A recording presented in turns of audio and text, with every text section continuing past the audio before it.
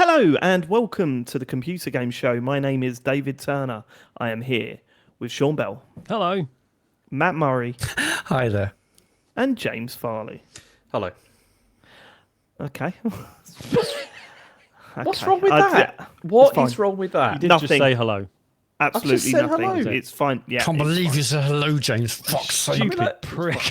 For a second, I thought about doing a funny one. I just thought, what's the point? You know, it's fine. Okay. You thought, All what's the right. point? I'm James Farley. Everything I say is hilarious. So it doesn't matter. I don't even need to do shit on this podcast, and we all know it's worse without me. That is the wildest thing because he ain't fucking wrong. He didn't even say that.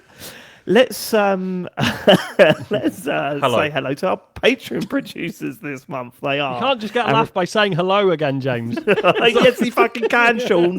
That's the annoying thing. He but can, morally and he he can't. will. No.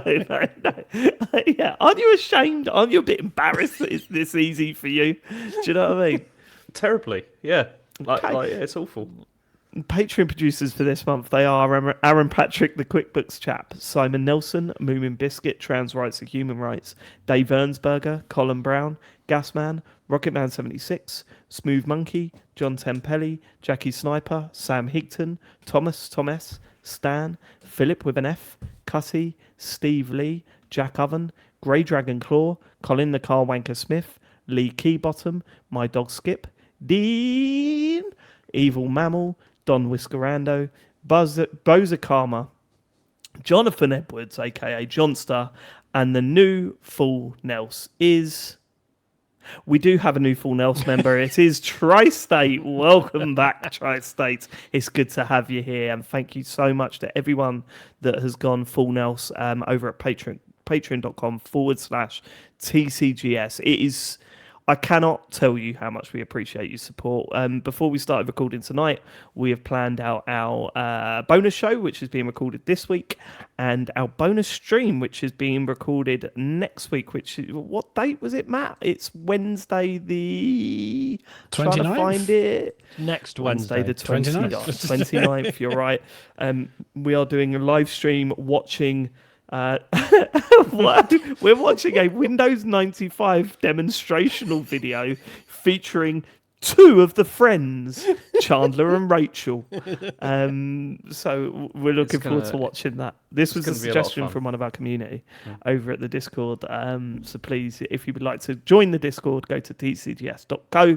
There's links on there. One final plug before we get to the main show. Ian Lee's Imposter Syndrome, Saturday, the 7th of February. The Rondo Theatre tickets are still available, but there aren't many. We've already increased it as much as we can. We cannot increase it any further, so these are the last few tickets available. So if you Google Ian Lee Rondo Theatre, the ticket website comes up. Get your tickets, come see us. We'll have a little chat afterwards and, say hello and that. And I'll tell you what, Dan from Gaming Views come up to me and said, can we get a photo with Ian? And I was like, yes, mate, come with me. Pushed to the front of the queue and went, Ian, these two next, yeah? You could have that. You'd have a photo with Ian. How's that? So I get your might tickets. be there. I spoke to Ian. I'm going to cancel it, actually. Well, I was going to say, let's see what happens to the ticket sales after I mention this. But Why is that? Well, because I said about maybe helping out filming it. Oh, that's right, and yeah. He said he's up for it, so yeah, if I can make it, that'll be sick. Well, that's one way of getting a free ticket, isn't it? Fucking It hell. is. Yeah. And the rest of you will have to pay. That's Saturday, the 7th of Feb, Rondo Theatre in Bath. Oh my god, it's a That's it. fluffer? Oh, you keep saying stuff like that, Matt, and then Oh, you no, I'm keep busy, going, sorry. oh no, I'm busy, and then you don't. So come. I just forgot. Oh yeah, I can't make it. Oh, you just forgot, have you? Forgot. That's Oh, it I for the remembered. plug-in. Let's get to the feedback from last week's show, Matt. What did they all make of it? They love it, did Yeah. And of course, I did. Niall Core has messaged, gentlemen, I had the pleasure of playing through Lego Voyages for the third time on the weekend with my 8-year-old. We had to play it for a second time because on the first run, he insisted on being his favourite colour red. The third time is because he's just obsessed with it. Also, your Battlefield coverage exposed once again how divergent my personal views are to gaming are often compared to yours. In so much as every well-rounded criticism Dave made, I would argue were its strengths. And that's why I love the show. It's great being able to listen to someone's views on the game that I so rarely share. Week in, week out, you plug away at the side hustle, offering me a different view, and I'm so grateful for that. You are a beautiful and talented ensemble. Thank you much. Thank you muchly. High fives all round. Thanks for that. It also feels a little bit like underhanded comment. I was going to say, it's a bit... I love how All I read fucking from that- wrong you are about everything. It's amazing. That's It it. makes I life read more that. interesting. You know? But that shows what's wrong with our heads, right? Is that like in my head, I'm thinking this is the nicest thing anyone's ever said to me. But that's what like when you look at it, you think, yeah, that's a really nice message. But my brain's going, he fucking doesn't agree with anything. And I'm saying, how? Oh, everything you said, criticism last week, Dave, I'd argue were its strengths. What the bugs I was talking about? They're its strengths, is it? They're characterful, aren't they? Get him on the show. Get him on the show. Let me go head to head. Yes. Garrison Savannah caught some of Sean Bell's ball pit stream on the VOD and was very disturbed to see managed democracy being practiced. Everyone gets a vote as long as they vote for the correct thing. I do have to say, thanks to the revelation that being at the top of the screen when you have the firepower to manage it is legit. I was always hanging out at the bottom no matter what, and it's made my runs much better now. We'll be talking about ball pit a little bit later on. We will. We will. Just on the voting thing, listen, it's fine. I wasn't... Everyone gets a vote no matter what. Right. Okay. We All need I- to. Sean, we need to rewind a little bit, right? So, Ball Pit is one of those games that links up to Twitch, and Twitch can vote, and that's what Yeah. you're talking about, right? Yeah, sorry. Yeah, And but I don't know what happened. Were you having a go at the people voting? Is because that sounds like a Sean Bell thing to do. No, I wasn't having to go at anyone. I was just saying you can vote for whatever you want. However, this is what I would like you to vote for on a few occasions. But it was fine Sounds if they like a dictatorship, No, Sean. it doesn't, Actually, because if they Sounds a voted little against, bit. I'd have just gone with it, and it would have been fine. How grudging would you have been though if it had been I against just put you? the controller down and Shut it all folded my down. arms. And Stream well, I'm off. not doing it then. He's gonna, I'm not going to do what I I want. told you, he would have shut it down. Absolute joke. Okay. Sean, a different Sean, I assume, has messaged. Dear name, though. TCGS, just want to say thank you as a listener. I started listening to the podcast over 2 years ago. A couple of months ago, I started training for a marathon, which takes place this Sunday. During this training, I went back to older episodes, basically starting from the start, as I wasn't here pre-2023. Doing this has really helped while training or on those long runs that have helped me get through each week. I won't lie, now each one of you are associated with hard pain and struggle that has come from training, except James, as he's never on the pod. Anyway, I just want to say thank you and to keep doing what you guys are doing. Some of the old episodes are honestly classics. This week's episode will be held off until Sunday, and I'll be listening to it while I run the 42 kilometers. So, Matt, if you could please do your thing and pad the episode to at least 3 hours, 30 minutes. Thanks again, guys, from Sean. God damn. I'll try my best, Sean, but I can't promise 3.5 hours. I would like to see Matt try and do a 3.5 hour podcast on his own note because I bet he fucking could. I bet he could. I think that'll be a Easily. struggle for anyone. No, I'd listen to every second of it, mate. I'd love that. All right, I'm not saying it wouldn't be brilliant. I'm just saying it'll be a struggle.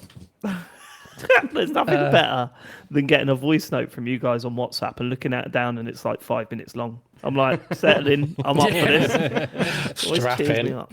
Yep.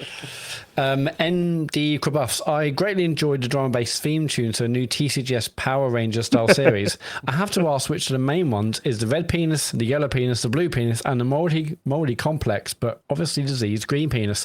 We also had another message from TCGS fans. So are the coloured lines on the podcast are actually penises? No, they're not actually penises, but they look. Just a drawing. They could resemble a male appendage. You could interpret them as... We never called Penises. them penises, and the show went up, and immediately we got messages saying, "Why are there 4 penises on the thing?" And at no point did we think that going into it, which is ridiculous. Because at one point, computer in the computer game show was spelt CUM. Yeah, Do you know what I mean? That I'm wasn't not our even- fault. Yeah, No, that was a very much, typo in the email to Dave that I like Chong. When I sent him the email, I accidentally put a typo in there and then didn't even notice it when he sent the artwork through and And I sent love it that out. he just to- went with it, thinking, Yeah, "Oh, it must he just didn't- be." It must be a thing. They must Yeah. think that Yeah. sort of thing's Question it. amusing, I suppose. I Yeah. don't know. yeah, but a little bit embarrassing there. But no, we never thought them as penises. We did have an answer for this at one point because we were Did we? in the early days of TCGS. We were we were asked this a lot, and when I was not on the show, one of them turned grey, so I was Oh, that that's one. right. Yeah, and then you were grey penis. Yeah, no, I wasn't grey penis. The grey penis wasn't the colour.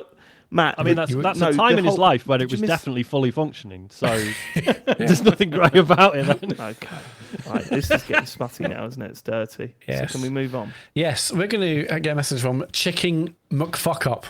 That's Chicken McFuckup. That's my favourite. Chicken shop. Chicken McFuckup. I appreciate I'm a few weeks behind, but recently you were talking about the best year in game for each of you. Now, it's probably because I'm a few years older than you all. I'm 46. But I was really surprised about how late you all chose. I was a year into full-time work and was still living at home when the N64 came out. The cartridge prices were eye-wateringly high, and it made having more than a couple of games just not affordable. For me, some point in the late 80s was golden. Using my C64 or my mate's Spectrum, heading into Great Yarmouth every week with £2 or £3 coins to Boots, Direct Smiths, Curry's, Dixon's, Woolworths, and a couple of other independent shops. Shout out to legendary Prism Ledger, if you know, you know, to find out what the budget releases were. There were no guaranteed release dates anywhere and no internet spoilers that would warn you against being super excited all week, then going home with a pile of shit game that you'll play for the rest of the week, trying to convince yourself it was amazing. Or you can end up with something incredible, but you still go back each week and buy something else that you don't need because somewhere else had Bubble Bobble for £2.49. Yeah, see, because I don't have a lot of love for that era. I didn't have a lot of love for like I had an Atari STE, I had an Atari 2600, but I didn't like love gaming to the point where I love it now. I think it is when you're in your early teens where you're like, shit, I can, but like you're not just being handed stuff, you Yeah, sort of yeah, want yeah. stuff. And like in my early teens, that was when it was, you know, well, actually probably preteen was like Mega Drive and then onto the N64, and that whole era was like, no, this was in my grasp. I want things now, you know, I want this game. I'm not just being like a game being put in front of me.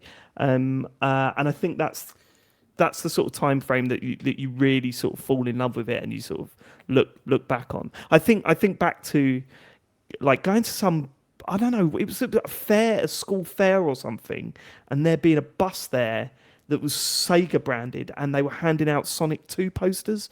And I look at that and I look at the Sonic 2 artwork now and want to cry. Like I'm at that stage in my life where I'm just like, fuck, there was nothing better, was there?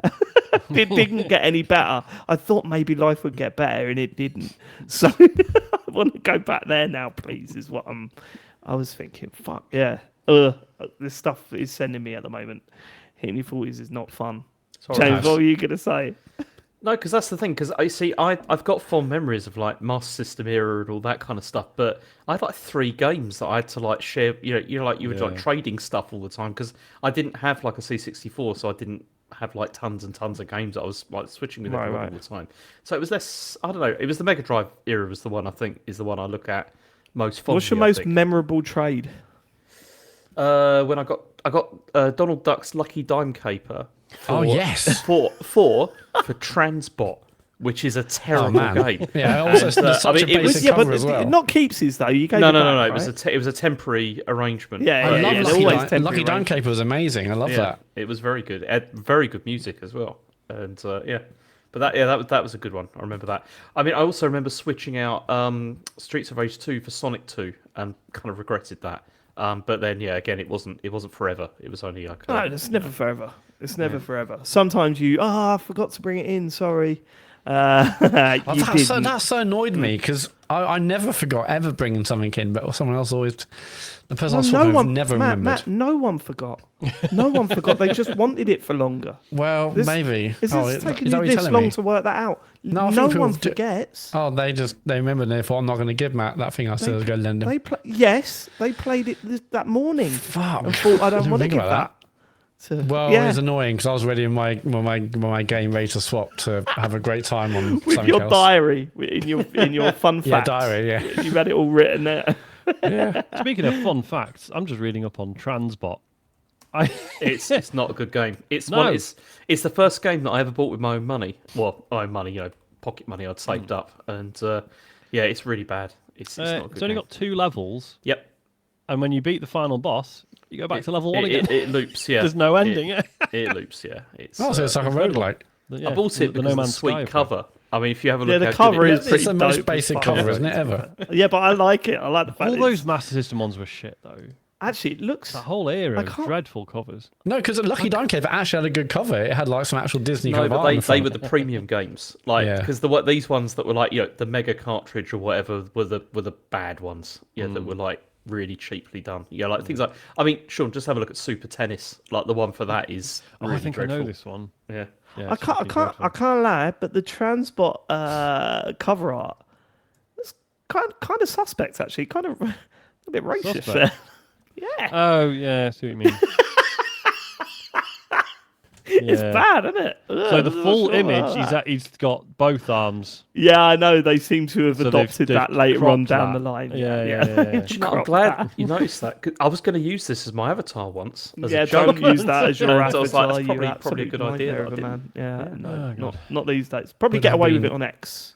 Yeah. Yeah, they'll be fine then. They love that Yeah, you'd stuff. probably be a king on X if you did Yeah. that. Yeah. Okay. Cool. Okay, It is Mikey cool. Rock. I'm in no way.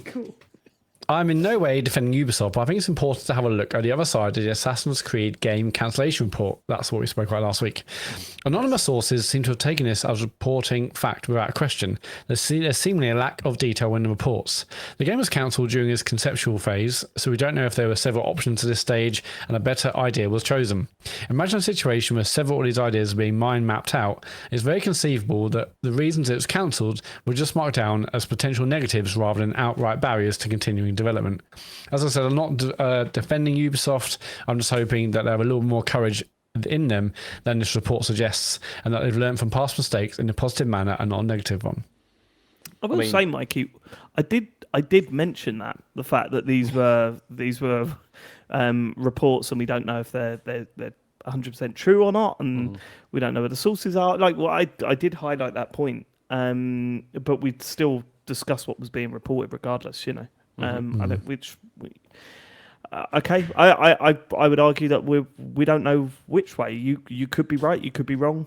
This is those it, isn't it? reports Because last week could be right, sort could be wrong. of on the one hand, yes, of course, as far as we're concerned, these are just anonymous sources. We've no idea who these people are. But also, if you never listen to anonymous sources, all sorts of things would never come out and would never be reported on. And also, So- these anonymous sources they were talking to, like, I think was it Bloomberg or was it? Okay. It's not like this is like some anonymous It's not a sources forum on Reddit. post, is it? Yeah, it's, Yeah, it's, this is it's No, a this bit is different. this is an outlet with a reputation that needs to check their sources and all that sort of stuff. But I understand your point. I thought we made that point clear at the start. So we can only do what we can do. Mock turtle soup. All the talk of crisp sandwiches. So this is the two. This is the two major subjects we're discussing. yeah, big stuff. All the talk of crisp sandwiches and burritos on episode 473 reminded me of a mock cooking show I saw online by famed YouTube man Tom Scar.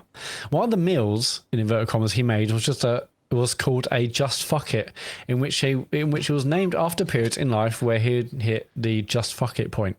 It essentially comprises an entire cooked pizza folded into a burrito shape and filled with hot Doritos, jalapenos, and hot sauce. Maybe the bet loser could try one. So sorry, did he eat this or did he? Yeah, but when it says hot Doritos, does that mean like hot as in spicy, or Yeah, like spicy. they've been Or warmed warm up in the Doritos. microwave? or I something? should No, you spicy. don't warm them up in a microwave, do you? Yeah. It's like spicy It's Doritos, spicy hot ones. sauce, and jalapenos. Yeah. You could have hot Doritos. You could, I mean, yeah, I'd do that because you can sometimes. have, yeah. Do you?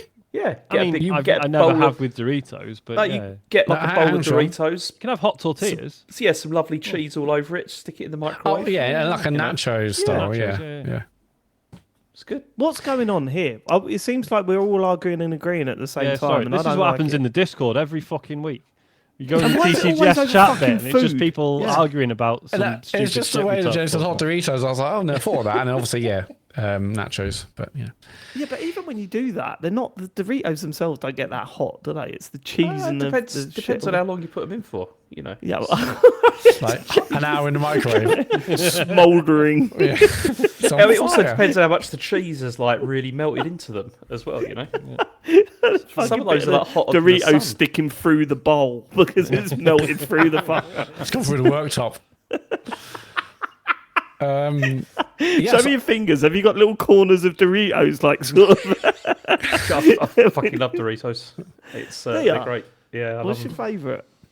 I think probably the cheese ones, isn't it? Yeah, I mean, they're man. good. Is it the cheese ones? Yeah. I've never really. I've 100%. never ever had them. Cool Originals all right, but the cheese. Cool ones are Originals pretty are right, but for the longest time, someone told me they taste like cat food, and then that stuck in my head every time Really? I tried them. Well, I'm going to have to try cat food now. A little bag of cat food. Lovely old job. Right. yeah, maybe whoever loses a bet can have a cat food pizza. It's quite harsh. What? I've got a tattoo on my body, Sean. Yeah, but it's a But good you're tattoo. also involved in. You could have a tattoo and eat a cat food pizza, man. I know, and what a life that would be. Have you thought about that side of it? That I think maybe Matt want wants to to eat? eat. I He wants assume to I'm eat going to one. lose. Right. And I thought, oh, well, I'll just hold my nose and eat the pizza and then, whatever's on top. It's so weird. Why would we do that? Are you trying to get out of the 5 minutes of stand-up thing? No, I'm thinking about it a lot actually all week. What do you feel nervous? Every week it's like, yes, I thought of another idea for the bat.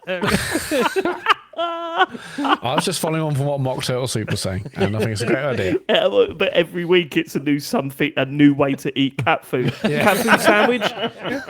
Cat food food toasty. Doritos. Cat food pasta bake. Oh, now we're talking. How can you write down cat food pasta bake, Matt? Speaking of which, before we move on, did anyone try the omelette thing? Yes, I did actually straight after no, the I pod didn't. last week. Good. Well, I mean, it wasn't mega tasty, but it worked. It worked. I mean, like Right, you did it wrong then. Harsh. No, I mean, how can you do it wrong? There's 3 ingredients in 40 seconds in the microwave. I mean, I guess I wanted like a bit of, a little bit of salt or something on it, but Oh, yeah, but you could put a little bit of salt on it, Matt. I did it as per the recipe actually, and I was impressed. It worked. Yeah, it actually made me want. No, I've known omelette for ages. It made me want another one, like a really massive one. But then I thought this is silly. Okay, let's move on. PS1, how green is Fucking message? podcast. Honestly, this podcast is getting weirder the older we're getting. Like, we're getting to the think point it's- now What are where you we're just talking like, I can't. We're all tired. We're doing this on a Monday night. Whereas, like, before, it was like Monday night, yeah, you get your weekends to sort of recuperate. Now you're even more you tired don't. on a Monday night. And we're all sitting there just, well, cat food pizza and omelette. It's like, I would what love to. the I fuck? wouldn't ever want to do this, but it would be interesting to just put a survey out and just be like, would you mind if we just didn't really talk about games anymore? Oh, but like then you get a week like this, and you're like, "Fucking hell!" There are so many games that I really want to talk Oh yeah, about. 100%. And then now we're heading towards Gotti season. Holy shit, listeners! We've been talking about the Gotti show amongst us, and I nearly put a post out there actually on Blue Sky, but I didn't. It was cold one evening. I was driving home from work. It was dark, right? And I was getting voice notes from Sean about the Gotti show, and I thought, Oh, yeah. we are like I felt that feeling of Interesting. no, James, you eh? are, yeah. I like, but I felt that feeling of, oh my god, we're in the season now. This is the season because like Yep. it was dark, cold. We're talking about Gotti, and honestly, I don't know what's going to happen this year. There are so many games. I have 15 games in my list that I'd be happy to nominate. Like genuinely. Nominate as one of my 4. 15 of them. What the fuck is going to happen? I don't even know how we get past the first round this year. It's insane. But as Matt said, James will win and you'll knock one of mine out. Like he's already defeated. He's going into this defeated, is Matt. I mean, it has happened every year since it started, I think. I guarantee it hasn't. I've had one knocked out in the first round. Okay. Has James, yes or no, won most of the wild cards? Most of them, yeah. Yeah, Because he's the fan's favourite, isn't he? It's got point, yeah. nothing It's to nothing- do. I mean, It's not. It's James because this I've year- made good choices. That's why. I made good Didn't you choices. choose a game that you didn't like on purpose? Wasn't it was gonna Overwatch? say- Yes. No, Considering I he always did that Detroit Become Human, didn't he? I was going to say, Oh, considering I yeah. always get shit for choosing gimmicky choices. Yeah, Somehow you do. James gets away with it, Yeah, he despite does. picking things that Exactly aren't right. even games. Xenoblade Chronicles was not a gimmicky choice. That was people went into that. I genuinely think James could choose this year Microsoft's treatment of internal development, and he'll still win. Basically, he's a Game he's a Pass fan value. favourite, that boy. Yeah, lovely. Yeah, To be fair, brilliant. like the wild card. I've no idea what to do with this year. Like usually by now something becomes apparent. I'm like, oh yeah, that would be like funny or interesting, or that might work. And no, nothing. Oh, True. well, I've got the same problem thing. Go for a Lamo, Sean. Yeah, I don't want to ruin it, but Just had a firmware update. The problem with the wild card this year is that it will definitely be a game that I really want in it. Yeah. So I think if anything, the stakes Yeah, are going to gonna be be- even higher. Yeah, it's gonna be Because a struggle. I've got because I'm not going to get in 4. I'm not going to get to the bottom of my list, right? I've got 15 games on there, so I'm Yeah. guaranteed to have a bunch of games that haven't been nominated. So there's going to be a game as my wild card that I really fucking want in the Game of the Year but show. other That- people are probably I- going to nominate them, aren't they? Yeah, the other ones. There you is want. that. I've got 15 games there's on my lots. list, Yeah. James. There'll So be there is good this definitely going to year. be a There'll be game lots of left good ones over. that don't even get into the draft. So it's going to be really interesting. But anyway, right, okay. It sounds like this was planned promotion for our big Game of the Year show. It wasn't. Let's move on. We've got that coming. P.S. on Hagrid. Feedback. Fantastic show as always, but I can't believe the episode title opportunity was missed with Dave's Every Pipe a Pingle Different. At 1 hour 52, 35 seconds. Had me howling. Every pipe a Pringle different. I think we had a few. I there's said the next Pingle, message so mentions it. either way it works. No, I said Pringle. I said Oh, you said Pringle, all right. You said yeah, Pringle. I said that one. Right, next email, a message from Donald Trumps. And Donald Trump said, potential Trump, I've got it here. 1 hour, 25, 12 seconds on the last pod. Let's think. Let's hear. But then occasionally you'll meet a character where it's like, oh, they're the funny character, but then and they're like constantly cracking wise, and it's kind of funny, and you do sort of think, yeah, well, you probably could have made the rest of the game a bit. I mean, Right. that was just me going, Yeah. No, that wasn't the bit. That wasn't the bit, No, Matt. no, 'cause no. Here, it's a Here we bit when go. I'm talking, you can hear it in the background. yeah, I might fuck that one. Oh, fucking right. Oh, God. My Hey, podcast app was... I've got it here, Dave. Don't worry, I've got it here. Hey, I'm on it, mate. Baby, my, I got it here. I got podcast it app lined up. updated, and it's been shit ever since. Oh yeah, you got your app update. Okay, let's see it. Right, An here we go. American daughter. Hey, Dad. Oh, yeah, I'm not fucking hell. Yeah, look. No, I This really is gone. What happened there? What did I miss? James just fainted. James just It's actually fainted. gone. You're right, Yeah. James. I'm all right. It's just Oh, it what- went. The way the way that he just went like that. Okay. Right, are we getting there with this third time's a charm, Matt? No, I don't think. I think this one. So I've not. So it was my edit last week. I've I not. thought Looked, I- I haven't Okay, gone go back and looked for this. So shall Hold I? on, let's It's on my slow down. to-do Look, list I'm- for next week. No, I'm editing. Hold on. No, but I can look at I know last what you're week's saying. edit. You can See what it was. isolate, but let's at least play it because where are we? 1:25. I have heard it, and the timestamp was accurate. 1:25:12. Right, here we go. In that sense, at least. That wasn't even. It's not even that. When he. There's a bit where like he's talking to his daughter, an American daughter. She's like, "Hey, Dad, how you?" And I'm like, "Fucking hell." Did you hear that? No. It's after I heard go. that. It's after I go. Fucking hell! You hear? Ready? I go. Fucking hell! Ready? Here we go again. Like he's talking to his daughter, an American daughter. She's like, "Hey, Dad, how you?" And I'm like, "Fucking hell." I'm pretty sure that's just James going again It may be. Yeah. Yeah, with his arse. with with his lips. I was just going. Yeah, it's just with my lips. Did a little body cough. His little bum burp. Yeah. Alright, okay. I Donald- think that was Donald Trump's continues. Also, I got a spotting tip for Battlefield 6. If you put your spot button on R1 instead of L1, it's for PlayStation, and your throw grenade on L1, usually you're aiming down sights of L2 when spotting, and you have to stop aiming and press L1. So swapping it to R1 makes it much easier. And finally, I'm last week's episode confused. title, basically, you can You read also... that again, but more quickly. Okay. You ready for this? because I thought spotting was just automatic. Yeah, but you can press a button to make it quicker rather than waiting for the auto spotting, I believe. Oh, okay. Alright. fine. Anyway, but basically, if you put I your, don't understand, but why does you're aiming down sights with L2 when spotting you have to stop aiming and press L1? Why do you have to stop aiming? Good point. You got Unless two fingers. you've, Two fingers. Well, yeah, you got five fingers. do Four you fingers and a thumb, on the but- triggers on your controllers though? You don't use your middle finger on them, do you? Often, yeah. Do you? It was something I developed out of necessity when I played too much Destiny 2 and my index finger was fucked. So Oh really?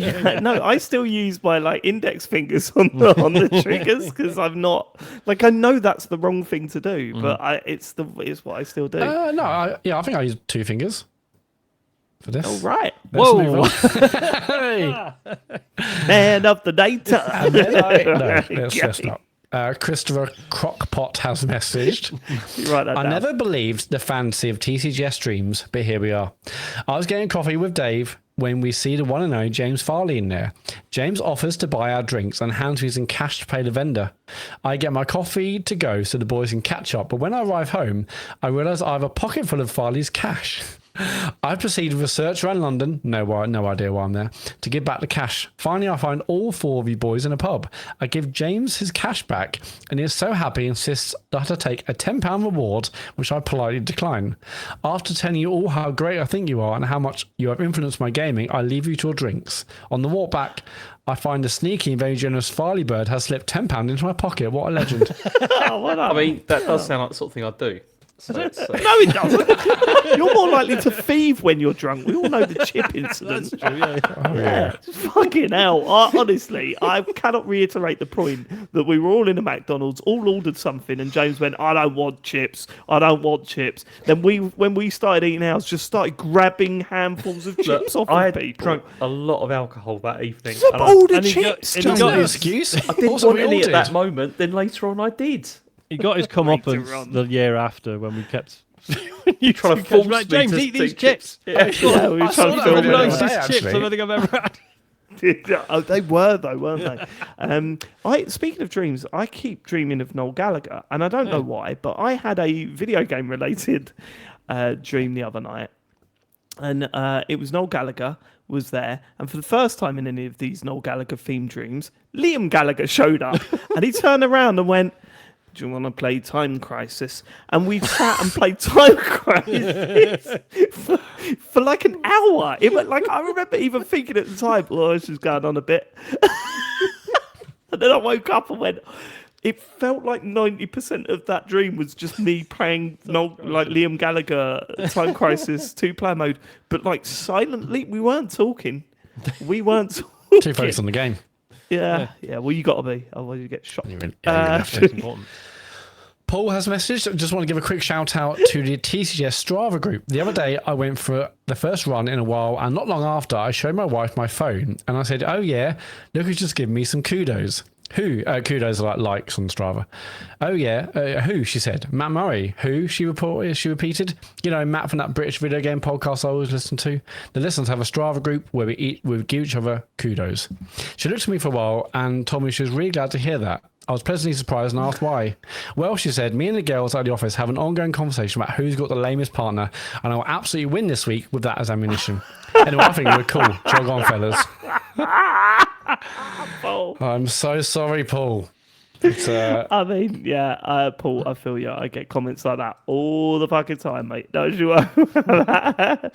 It's okay. If you're not on Strava, don't worry about it. People that are on Strava post it on all social media, whether you're interested or not. So damn straight. Just check it out. Sometimes you need more than a single kudos you get. Not enough people are noticing my running situation on Strava. Right, let's fucking put it on every The dopamine I'm getting from running is bullshit. I need fucking social media likes to boost it up. I don't put it on Instagram that often. But yeah. Look, I don't judge. I'm going to end with... Sorry, I was being self-critical then, to be clear. I was talking about myself. I don't care about the bit. I was I was posting stuff talking on about Instagram. Matt. I just wanted to give a little dig to Matt. That's all I wanted to do this week. Thinking about that. All right. Yeah, R. Lafferty Esquire, solicitor to Mr. J.A.P. Carr, has messaged, Dear Sirs, I act on behalf of Mr. James Anthony Patrick Jimmy Carr, comedian, broadcaster, and custodian of Britain's most recognisable laugh. It has come to our attention that one Sean Bell's engaging in unauthorised use of said laugh. We must therefore insist that he immediately cease and desist from further sonic mimicry before matters escalate to light tutting. Yours faithfully, R. Lafferty Esquire, solicitor to Jimmy Carr. Wait, Sean has. I mean, obviously James did it in the. Sean in is. I baby think let steps. Sean talk because he's so pissed off. Look, go let him talk. Let him talk. You look so pissed off, Sean. There he is I'm again. not with a pissed laugh. off. No, I just don't understand. Plus, surely Jimmy Carr's doing all right with his Riyadh Comedy Festival money. I don't really think he needs to send his lawyers after me, does he? Yeah, he's loving life. He'll be all right. Do you remember when you upset your family by doing that late at night, Matt Murray, when Yeah. we were playing online? Yeah, I was banned from doing it in the house after that. But it's so addictive once you start, and then yeah. Oh, no, it is addictive. Anyway, yeah, I mean, I'm going to have to say that the lawyers have got confused and they're referring to James and his baby step Get sounds. James Yeah, instead, I think that's it. please. Yeah, it was James Farley that did that one, Jimmy that's- Carr. So that's you embarrassing, Jimmy screwed that Carr. up. I am unrepentant. So So you Fuck see him in you, court. Jimmy Carr. That Write is that it down for as feed- a episode title, Matt. Fuck you, Jimmy Carr. That'll get some fucking attention, won't it? Okay, nice. Okay, that is all feedback. Go to tcgs.co to leave your feedback. James Farley. Let's get to the news. James Farley, what have you got for us? you're right. I'm You're all right. Thanks. You're all right. Yeah, I'm all right. You're all right. I'm all right. You're all right, Sean. Yeah, I'm all right. Good. Anyway, just said are you I'm all all right, Matt? Yeah, I'm great. Just get on the news. Fuck's sake. He's trying to do a bit, Matt. Come on. Let him And I spread his ended a wings. bit. There's no time for that. We've got to. I thought you Snappy. would have had this out. You know, That's not me. That's a listener. Okay. I want a tight 7-hour show. So, okay, somebody that used to work on Call of Duty is immensely worried about the series under Microsoft. So this is a former series lead, Glenn Schofield. This is what he had to say. He said, "What's happened to Gears of War? Where's Halo? You know what I mean." And you look at EA, you look at these big companies. And Just go drunk. I know. No, seriously. Yeah, when I was no, reading mate. through at the this, end of a night, Yeah. night out. Yeah. when I In a was chip reading shop. through this, the quotes from this are not particularly coherent. But anyway, Dave, in the edit, whenever James reads one of the quotes, can you play it at like half speed? Yeah. What's happening with Gears of War? Where's Halo? You know what? I fucking love you. You know what I mean? Where are they? and he says, and then you look at EA, you look at these big companies, and I'm like, where's the Strike games? Where's this game? And there's so many that just fall by the way. What, as in like Desert, Desert Strike and Strike. Urban I Strike? think that's what he means. Yeah. So I don't know. Then he says they fall by the wayside. Unfortunately, once you're assimilated by one of these companies, I think you take on some of their traits. Now I don't understand that because with EA, like they always owned the Strike series. It's Yeah. not that they That suddenly. was never not an EA Yeah. property. Worked on by Amy Hennig of Uncharted and other things fame.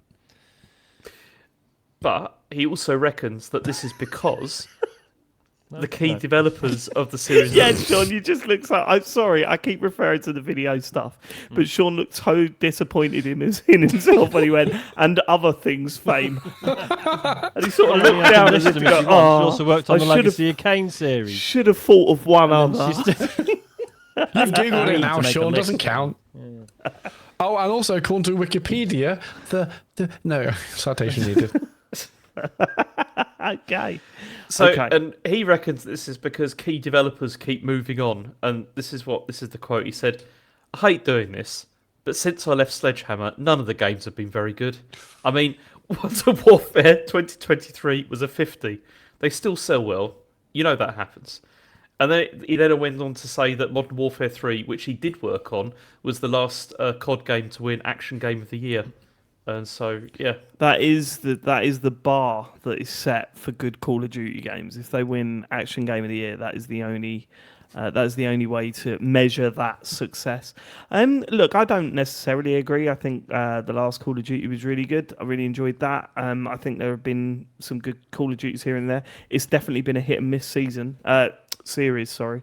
And I would say what I've played of the beta of the new one hasn't blown me away. I'll be interested to see how the single player campaign looks. But look, I think you're either in or out with Call of Duty. Do you know what I mean? I don't understand what the point is here. I don't necessarily agree with the quality statements on Call of Duty, and I don't know what I don't think the series is in trouble. No. I mean, you look at the last game; it did really well still. Well, and I mean, I don't think it is from a game point of view, but obviously Microsoft kind of fucked it in that they lost 300 million on sales compared to previous years because it's in Game Pass. But I do wonder, I mean, mate, Matt. I do wonder that is a very straightforward figure. That right? Oh, this is how much they've lost in sales because the sales compared to last year's went down, but presumably the amount of players went up. Yeah. I mean, I think they did say it's like the biggest player kind of right active players in the first money few they've weeks made from the stock. I mean, for example, I must have put 15-20 quid into it, and I haven't bought a Call of Duty with my own money for a long time. Do you know what I mean? It's I'm not saying like I'm representative of a huge portion of the audience. I think to turn around and say it lost 300 million in sales, full stop. I don't necessarily think that tells the whole story because they are making money in other ways. And we with don't know larger how I mean, companies. Game Pass is sustainable. It's not like they've had to raise the price or anything like recently. You know, No, you misunderstand what I'm saying. I'm not talking about Game Pass. I'm talking about in-app purchases, in-game purchases and stuff. Yeah. You know, the battle passes and all that sort of shit.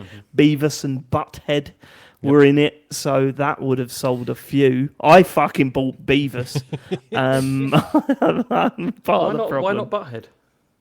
I just didn't get to that level of the thing. In fact, actually, I was kind of pissed off because I bought the battle pass for that like a week before it ended, so I didn't get to fully max it out. Yeah, a bit pissed off. Look, I think Call of Duty is not in a terrible place. I am worried about this year's offering. It seems very strange to stick with Black Ops for a second year, and when I played the beta, it felt more Advanced Warfare than Black Ops. And I did not like that style of game. It's also going to be interesting to see how much like Battlefield takes a chunk out of this as well, because it seems to be doing really well. People seem to be really Battlefield into seems it. to be doing really well. I'm really fascinated with how much goes into TikTok marketing with this stuff, because prior to Battlefield coming out, I was bombarded with how shit Call of Duty was and how amazing Battlefield is. Videos like just people I've never seen in my life going, hey, let's look at the Call of Duty. Oh my god, this is why Battlefield is absolutely going to ruin it this year. And now that the launch has passed, now I'm getting relentless videos talking about how Battlefield's broken and the new Call of Duty beta is absolutely incredible. And you go, look, I could be wrong here, but I'm pretty sure I'm not. That has to be companies piling money into people making these videos, right? It's almost like influencer marketing is really immoral and awful, and should, they should not have us, to, obviously. This is a proper journalistic outlet.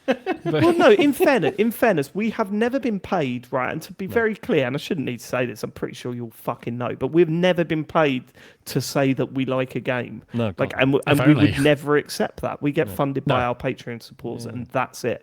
Like, we don't have to worry about advertising. We do get code from time to time, but it tends to be unsolicited. Like, we don't ask for code. Because we tend to, because we had a few experiences where we had to slag off games that we got code from, which like, this is so uncomfortable, I hate it. I would rather just... Exactly, we did it, but like sending it made you feel like shit. So we're glad we're sort of out of that loop now. But but like I what I will say is that you're right, James. That's the way I see it. Like it can't be a coincidence that as we head towards the Call of Duty launch day, all of a sudden all the videos that I'm getting are about how bad Battlefield is and how Call of Duty is now actually going to be amazing this year. It's, I don't know, this whole launch or this whole battle between Battlefield and Call of Duty has like really made me feel a bit uneasy about what's going on in sort of content at the moment. I think if you do influencer marketing right with the right people, then I don't think it is as bad as that. But I mean the idea of like paying a company, having a paper trail and paying an influencer to slag off a competitor, that's only going to end badly. Like that stuff will get out. I can't see that. I mean, I think isn't it more just people who go for like rage bait and they want to like start shouting. Yeah, because that could be part of it. Like the idea of a company actually paying that is insane. I mean, I've worked with loads of influencers Why on would it be XR. insane? Because it will come out and it will. I just but it has happened in the past. There's been like astroturfing like done. It has happened. Like I can't off the top of my head remember when it's happened, but it has happened in games where this has happened. Yeah. Yeah, I mean, happened. I don't know. I mean, I guess it's possible, but it feels mad. Why do you keep saying this has happened? That was No, about 4 times. I was taking the piss out myself for having repeated the phrase Okay, you got 3 that times or first. something. You got that first. That is fine. Yeah, it's weird though. Look, Call of Duty. I don't know, man. I'm going to check out this year's thing. I still have issues with Battlefield, but I'm also I was chatting to it about my friends recently, and we'll talk about it later. But I think it's fair to say I have had much better games of Battlefield than I have Call of Duty, the last Call of Duty. But I've had way worse games of Battlefield than I have Call of Duty as well. You know what I mean? It's that. It's either you're having a fucking amazing time or the worst time in that game. So I think there's still room for it for me. I just hope it's not as bad as my fears were after playing that beta. But early days. All right. Okay, next story is that Nintendo are reportedly increasing their Switch 2 production. What they want to be produced by the end of March 2026, and they're increasing it to 25 million consoles. So they're expecting they're going to have like 25 million of them out there by March 2026. They'd estimated 15 million by then, so this is like 10 more. But apparently it's been selling very well in the US and in other regions, and it sold 3.5 million units in its first 4 days, etc. And it's their fastest selling bit of hardware ever. So it seems to be doing well. Could it also mean it sold more than a Lamo? Could it also mean that there might be a fucking game coming out in March that they're prepping for? Please, because at the moment, is it not more that they're doing it is because it's like by the end of the financial year that's how much they'll have produced? Like they don't want to have they don't have stuff not on shelves for Christmas. They rather have too many in the channels than not enough because they don't want to miss out on them. The sales and stuff for Christmas shoppers. So I think it's more that they intend to get this money out before the end of the financial year. It's not as fun to say that, though, is it, Matt? No, it's not. Let's go back to say. There's a big game coming in March. I think Metroid's going to bang everyone. Actually, the financial year would suggest that it's let's fucking go for it. Should we let's go for it this year? I think there'll be a new Zelda game out in March. Then yes. Yes. Let's have a bet on it. Yeah. Okay. Cool. How are we all feeling about having bought a Switch 2? I mean, I'm playing it all the time. Yeah, me too. So I can't complain. But you play a lot of games on your Steam Deck, right? Yeah, so I suppose... like the Switch 2 is my wife's fucking Fortnite machine. Right. No, okay. I will say I'm playing, and I obviously my Switch I gave to my OLED, I gave to Elodie, but it just it doesn't feel like a true next gen upgrade. It feels almost like the OLED again. Yeah, I know it is quicker and more storage and it does do 4K 60 etc. But it doesn't really feel like this is definitely not the next generation of Switch because it is very much iterative. So it's almost I almost forget. There's like the big Switch 2 and I think I thought that obviously having a Steam Deck and using it a lot. I was like but the Switch 2 it'd be so much nicer playing that on the telly because the Steam Deck's a bit arsey about that sometimes.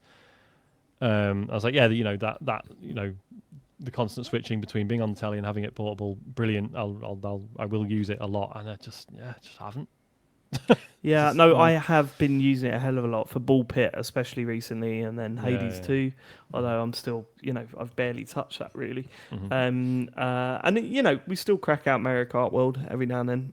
I think it needs something more exciting than Kirby Air Riders game and a Metroid game. Could be more exciting than that, Dave. You got Metroid that looks absolutely dreadful. I do hope I'm wrong. I do hope I'm wrong, but I don't think I'll buy it, even if it gets 10s everywhere. I'll need to wait for you guys to play it, because I mean, I think Metroid might get a few marked a little bit higher for being a Metroid game. Which is you really think so? A shitty thing to say? I think it is a shitty thing to say. Game journalists are all corrupt. Been paid off by Nintendo. I didn't say that. That was Sean Bell. Can we get a t-shirt? A t-shirt with Sean Bell and games journalists are all corrupt. Apart from me, when Sean I was says. one, obviously that was different. But yeah, no, I'm hoping that March there is a new Mario 3D game, so I'm looking forward to that. Cheers, Matt. Even Mammo in chat was saying, didn't everyone ask for the Switch to us? And this is what they wanted. Yeah, I mean, ultimately at the time, we're like, look, we want a better quality Switch. So, better screens, better battery, more power, 4K 16. We have got that. But even then, we're like, well, it's not terribly exciting. That's obviously what we want. We don't need them to go crazy and put out another crazy gimmick and it backfires like the Wii U or something else. We just want a better quality Switch, and we've got that. But I think it's that plus the lack of kind of real big hitting games for me that really makes me see. I mean, Mario Kart World, great, but I wanted to, and maybe it's just me, I wanted like a Mario, I wanted a Zelda. No, it's good. Donkey Kong's good, James. I said it's good. Yeah, I know, but that couldn't have been done on the original Switch, or it could have done, but it wouldn't have been anywhere near as good. Yeah, I mean, it wouldn't have been done on it. It would have broken. No, it'd be pixel art, yeah. I don't know. I I want like a Zelda or Mario. That would like, okay, here we go. This is proper next gen Switch stuff. But we'll wait until that happens. Yep. Okay. Next story. Speaking of handhelds, the Xbox Ally and the Xbox Ally X are now out. They come out, and so there's been like a whole... Speaking of disappointing handhelds. But yeah, there's been loads of reviews for this. I mean, responses seem to be really mixed. You've got some sites like IGN that think it's brilliant, and then you've got other ones like The Verge, which are sort of more cautious on the whole thing. And the biggest problems seem to be the Windows-ness of the machine that people are not as happy about, such as it coming with Teams pre-installed and also Office, which is interesting. They don't give a shit about that. It's more the updates and stuff, isn't it? The setup. Yeah, it's that, and then also like the power management stuff that people have been complaining about, how it does the thing where it like just switches itself on from time to time and things like that. But these are all things that will get fixed, presumably, like with Windows updates. Although that was one of the other things that was interesting, because apparently there's like 2 stages of updates that you have to do with the machine. There's like Windows updates, and then there's like ROG Ally updates as well, and they're not in the same place. Like you have to go through different systems to like update different stuff. It's the most Windows thing ever. Like honestly, I know it sounds, like an Apple fanboy or whatever, but fucking hell, when I use a Windows PC at work, it's like, here are your Windows updates, and now here are your Dell updates, and it's like, fuck me, can we not just sort of just bring them together a little bit, But also, yeah, go on. The Verge reckons that the ROG Ally X, so this is the cheaper one, also has like worse performance than the Steam Deck as well, which is a bit weird, seeing as it's quite a lot newer at this stage. But yeah, I mean, presumably none of us are interested in buying this, right? At all. No. Well, I mean, the price alone. And also, Yeah, I mean, the price obviously, does there are two. There's a ROG Ally and the ROG Ally X, and everyone's really kind of saying, like, you can't need the X. So that's the one with the decent graphics cards and stuff. But that's the one that's, was it $1,000 or £800, I think? I mean, everyone is... It's like $700, I think, and that's only 720p as well, and apparently really struggles with newer stuff. Whereas This is it. I think if I wanted a handheld like this, I think I'd go for the more established Steam Deck, right? You're still playing PC games regardless of the fact that it's got an Xbox logo on it. And if I wanted to spend that amount of money on a gaming machine right now, it'd probably be a PS5 Pro. And I'm not saying that I'd want that. I'm just saying I think I'd rather have a PS5 Pro over a ROG Ally, to be honest with you. Which is nuts, really, because I spent £200 on a Portal, and I do not regret getting that thing. And it does way less. Great. Yeah, Sony it does. fanboy, I reckon, lads. I Yeah, think Sony you might Sony. be right, Sean. In fact, actually, I'm off because I've been exposed on the pod as a shill. I don't know, man. Nothing about this console appeals to me right now, and the way I'm feeling about the Xbox brand is putting me off more than anything. So Yeah, I It's think funny you're right. though, like the stuff about it having Teams and Office on it, like seeing posts on Blue Sky, whatever, people are like, "Hey, just uninstalling Office from my new games console." It's very funny, obviously. But like I was saying the other week, if I was to try and justify getting one of these, it would be, well, can I put it in a dock and use it as my computer as well? And in that context, having that stuff installed makes a bit more sense. But that's like that's an edge case, right? Like no, like hardly anyone is doing that. No one is using this as a desktop replacement. Hardly anyone, anyway. So, yeah, it's quite fun. Yeah, I think there are probably better handheld PCs out there if you want to do that anyway.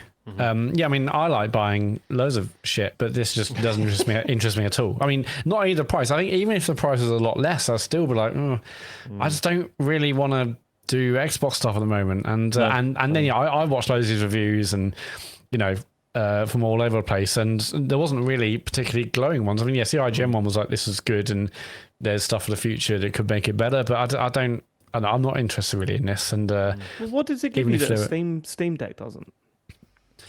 Game Pass is the short answer. That's it. It's just natively running the Game Pass stuff, apart from the few titles that aren't actually on PC. And you can put Steam games on this as well. So, yeah. But for a lot more money and yeah, it's a lot more money, isn't it? Yep. Okay. All right. Okay. Next story. So yeah, sad story. So Tomonobu Itakagi has died. He was the Dead or Alive creator and also, worked on Ninja Gaiden as well. He was 58. And should I read the thing that was put out that he put? Yeah. So this was posted on Facebook after he had died by family members, we believe. He said, "The light of my life is finally fading. The fact that this message has been posted means that the time has finally come. I'm no longer in this world. I'm asking a loved one to make this final post. My life has been a series of battles. I kept winning. I've caused a lot of trouble too. I'm proud to say that I followed my beliefs and fought to the end. I have no regrets. However, I'm filled with regret that I wasn't able to deliver a new work for all my fans. I'm sorry. That's just how it is. So it goes." And he is. Yeah, it's incredibly sad. No, 58 is no age. No, absolutely not. Don't want to be. Go on. No, I'm sad. It's sad.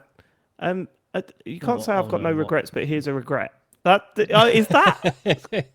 Is that? I mean, is that tasteless? I have no regrets, but also, yeah. Look, I am. I mean, we all know how much. Well, let's see what your words on your deathbed are like, Dave, and then we'll compare and contrast the two. I can't wait for mine. Look, we all know how much of a fan James and I are of the Dead or Alive series up until the Amber Rose, was it, character was introduced? I think we probably take it up to about Dead or Alive 4, maybe. Not much. No, 5 was decent. Five was decent, wasn't it? It was 6 when they started getting. She's actually 18, actually. So the joke's on you. That was when I went. I think they were doing that a lot earlier. Mm-hmm. It was. I know. I think it was technically 5. Kasumi wasn't 18 until it came out in the West, and then. Oh right, okay. I wasn't aware of that. We were like, they are fun games to play. They're fighting games for non-fighting game fans. For people that can't hack the frame counting of and quite frankly, not good enough. Right before you all write in, but yeah, people that couldn't hack the frame counting of things like Street Fighter and stuff. We had some great games on that Dead or Alive over the years. James, I remember you coming over once and we just worked through the whole lot. Yeah. We did Dead or Alive 1, 2, 3, 4. Like, it was nuts. There was one. Do you remember we had 2 TVs going, and it's like you were playing like 3 on one of them, and I think I was playing like 2 or something like that. It was very weird. Yeah, looking back on it, that was super weird. Hold my hands up. It's not something I wanted in the public domain, but here we are. James just announced it on the biggest gaming podcast in the UK. Perverts. No, I definitely remember, playing loads of Dead or Alive 2 with my brother back in the Dreamcast era. And just what he did for Ninja Gaiden as well, the whole Ninja Gaiden reboot. Like, that's still very fondly thought of. I know we're getting a new one soon, but that's obviously that's still drawing from the work he did on rebooting it. Sad. I mean, he also let's face it, 58 is no age to go either, is it? It's that's no good. There was also Devil's Third. Do you remember that, though? Oh my God, that was him, wasn't it? Yeah, that was fucking dreadful. I think that was the worst game I completed. Devil's Third. I'd forgotten all about that. For those of you that don't know, Devil's Third was a game that was trying to be a first-person shooter and a third-person action game at the same time. And The hardest part of doing that is the transition from fighting people with a sword and then pressing the aim button, like you usually press, and it's suddenly becoming a first-person shooter game. It fucking nailed that and fucked everything else. It was a dreadful video game, absolutely appalling. And then when it launched the multiplayer, I think it was me and one other guy playing it, and that was it. It was terrible video game. I can't remember if I've talked on the show about when I reviewed that for GameSpot. Did you review it as well? Yeah, and I didn't know filed that. the review like 3 days before my wedding, and basically they needed a load of changes because, to be fair, it wasn't a good review. Okay. So I had to go out and basically, it's like the night before my wedding, I had to go and rewrite loads of it. What, when I was in the toilet throwing up? No, it must have been the night before. Oh, okay. Yeah. Changing your story now. Yeah, I've lying. found my review of Devil's Third. What did I give it? Let's have a look. I gave it 3 out of 10. Nice. The last paragraph was Devil's Third falls short of everything it does and is easily the worst game I've played in years, which is heartbreaking. We all know that Itagaki has it in him to produce better than this. Pros, switching between melee and shooting is done well. Hey. Melee and shooting is done well. Cons, everything else. Come on. You might, so the it's a original shame I review I don't wrote write for reviews GameSpot was all just jokes about him wearing hats and wearing sunglasses and stuff, which, to be fair, did not Oh, they get address in, though. why they didn't like that. They want me to rewrite it, which is fair enough. Alright, okay. Let's go. Okay, so this is the final news story. So Quantic Dream have announced a new game, which is a free-to-play multiplayer game, which is called Spellcasters Chronicles. Now, don't worry, Star Wars Eclipse is still coming, according to David Cage. It's still going to happen.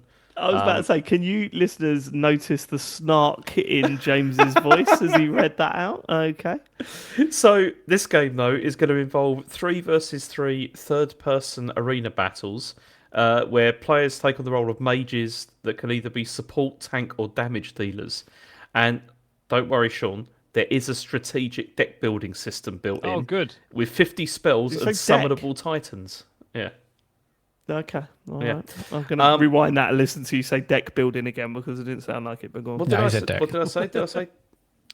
Okay, I thought, yeah, okay, I get where you're going. Deck. Okay. Do you know, that is weird that most of our cartoons had that at the end of it when we were growing up. That's weird. Yeah, well, isn't it? the dick thing that you Na, used to na, do, na, yeah. na, na, na. Deck. Sorry. Go on. Do you want to hear what David Cage has to say about this? Oh, No. always. Always, Sean. Shut the fuck up. Always. So Even it the says, rope. we are honoured and excited to introduce Spellcasters Chronicles to players today, developed in our Paris and Montreal studios. Stepping into a new genre with a fresh artistic approach has been both a challenge and a source of growth, allowing us to evolve as a team. We now look forward to shaping the game further with players' feedback and to perfecting this journey together. I mean, sign-ups are available now for a closed beta, which is going to happen later in the year, it appears. And this is their first game since Detroit in 2018. But I mean, I'm presuming none of you have seen the trailer for this, right? Oh, no, I watched it. I watched it. I Yeah. did watch the I trailer. watched Yeah. it. I mean, I'm all right, thanks. Yeah. I mean, it looks. I don't think it looks particularly bad, but I don't think it looks good. saying a fresh artistic approach is a bit. It doesn't look particularly. I mean, it looks like everything. It does like, a bit. at Looks the a bit moment. Blizzard. Looks a bit Riot. It looks it's yeah. There's Not my so, sort of game, is And it? it's so out of their wheelhouse, and I don't like Quantic Dream when they're in their wheelhouse. So I'm not. But this might be their new warehouse. They might Well, like- maybe, Yeah. maybe this is it. Maybe, Don't fuck you the narrative hold on? stuff. Don't you Cage jump on on board. board? What? Come on, Matt. Don't you jump on board, mate? You're the one that likes him. Yeah, you Well, thought I Detroit was just- good? Yeah, I enjoyed it. I love Heavy Rain as well. No, yeah, this doesn't look very interesting, but I bought them to do something different, but whatever. I mean, I'm not going to play Have it. you played Beyond Two Souls, Matt? No, I didn't bother with that one. You guys slated it too much. Even I can bother with that. desert. James, Terrible the bit in the desert. Absolutely Oh terrible my game. God. But I mean, this is just weird. Like a free-to-play multiplayer game that looks and sounds like every other free-to-play multiplayer game Yeah, at the in moment. a I don't know notoriously why. crowded, Yeah. saturated market. Yeah, don't know. It does. Best It of luck does to feel him. like David Cage at one point went, I kind of like that Peter Molyneux's career path. So I'm gonna try and emulate that in my own way.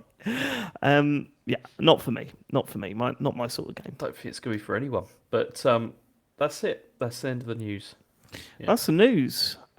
We've got so many games to talk about. We're already an hour in. Let's get to what you've been playing. And Matt, I want you to go through your games first, please. Yeah, so I mean, Keeper. I think we should start with Keeper really, because that is a game that is out. Came out on Game Pass last week. It's a Double Fine game, and is this their first game since Psychonauts 2, or have they released something? Yeah, man. And yeah, so Keeper is. I mean, I would describe it as very much kind of like a Playdead style game, but much brighter and cheerier. I only saw like the trailer and thought it was. I thought it's almost going to be like an action adventure game in some aspects, but when I started playing it, it was much more of a kind of side to side, like an inside, like a Limbo style game. But it's absolutely gorgeous in terms of like the visuals. So yeah, you play as an old lighthouse that at the start of the game you kind of come out of the ground and you come alive.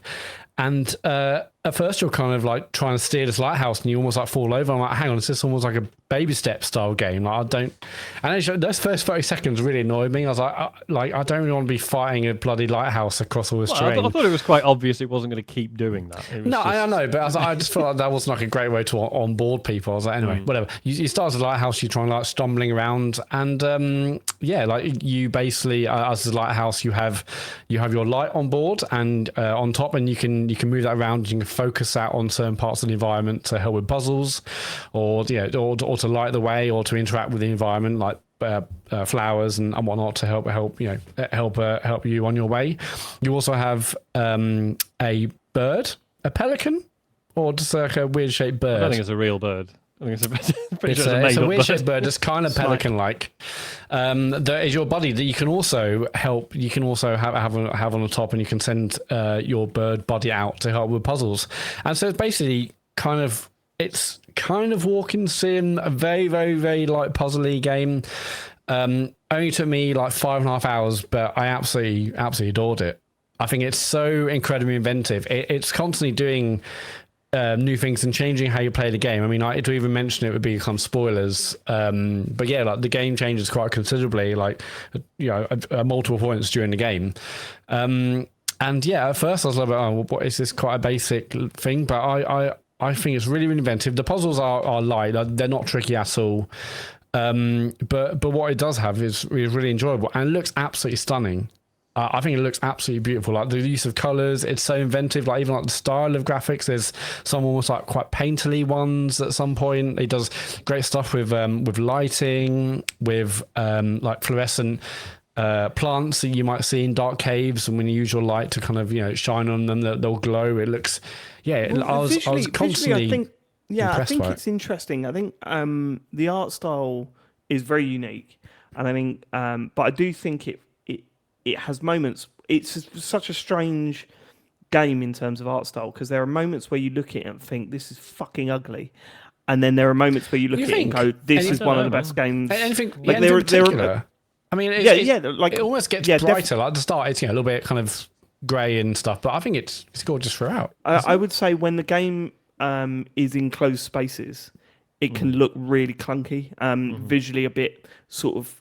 It all sort of wraps into one. It's hard to determine where. Like there are little areas where you go through, and there's like little villages of little creatures and stuff like that. But when you're out in the open, it's like really obvious where these little villages are and what's going on within those villages. When you're in enclosed spaces, it sort of goes into some sort of. It's sort of that painted style, right? And there are times where it sort of gets lost in all of that. But no, what I'm saying is that there are times where I think it looks actually genuinely ugly, and I think it tends to be the enclosed spaces.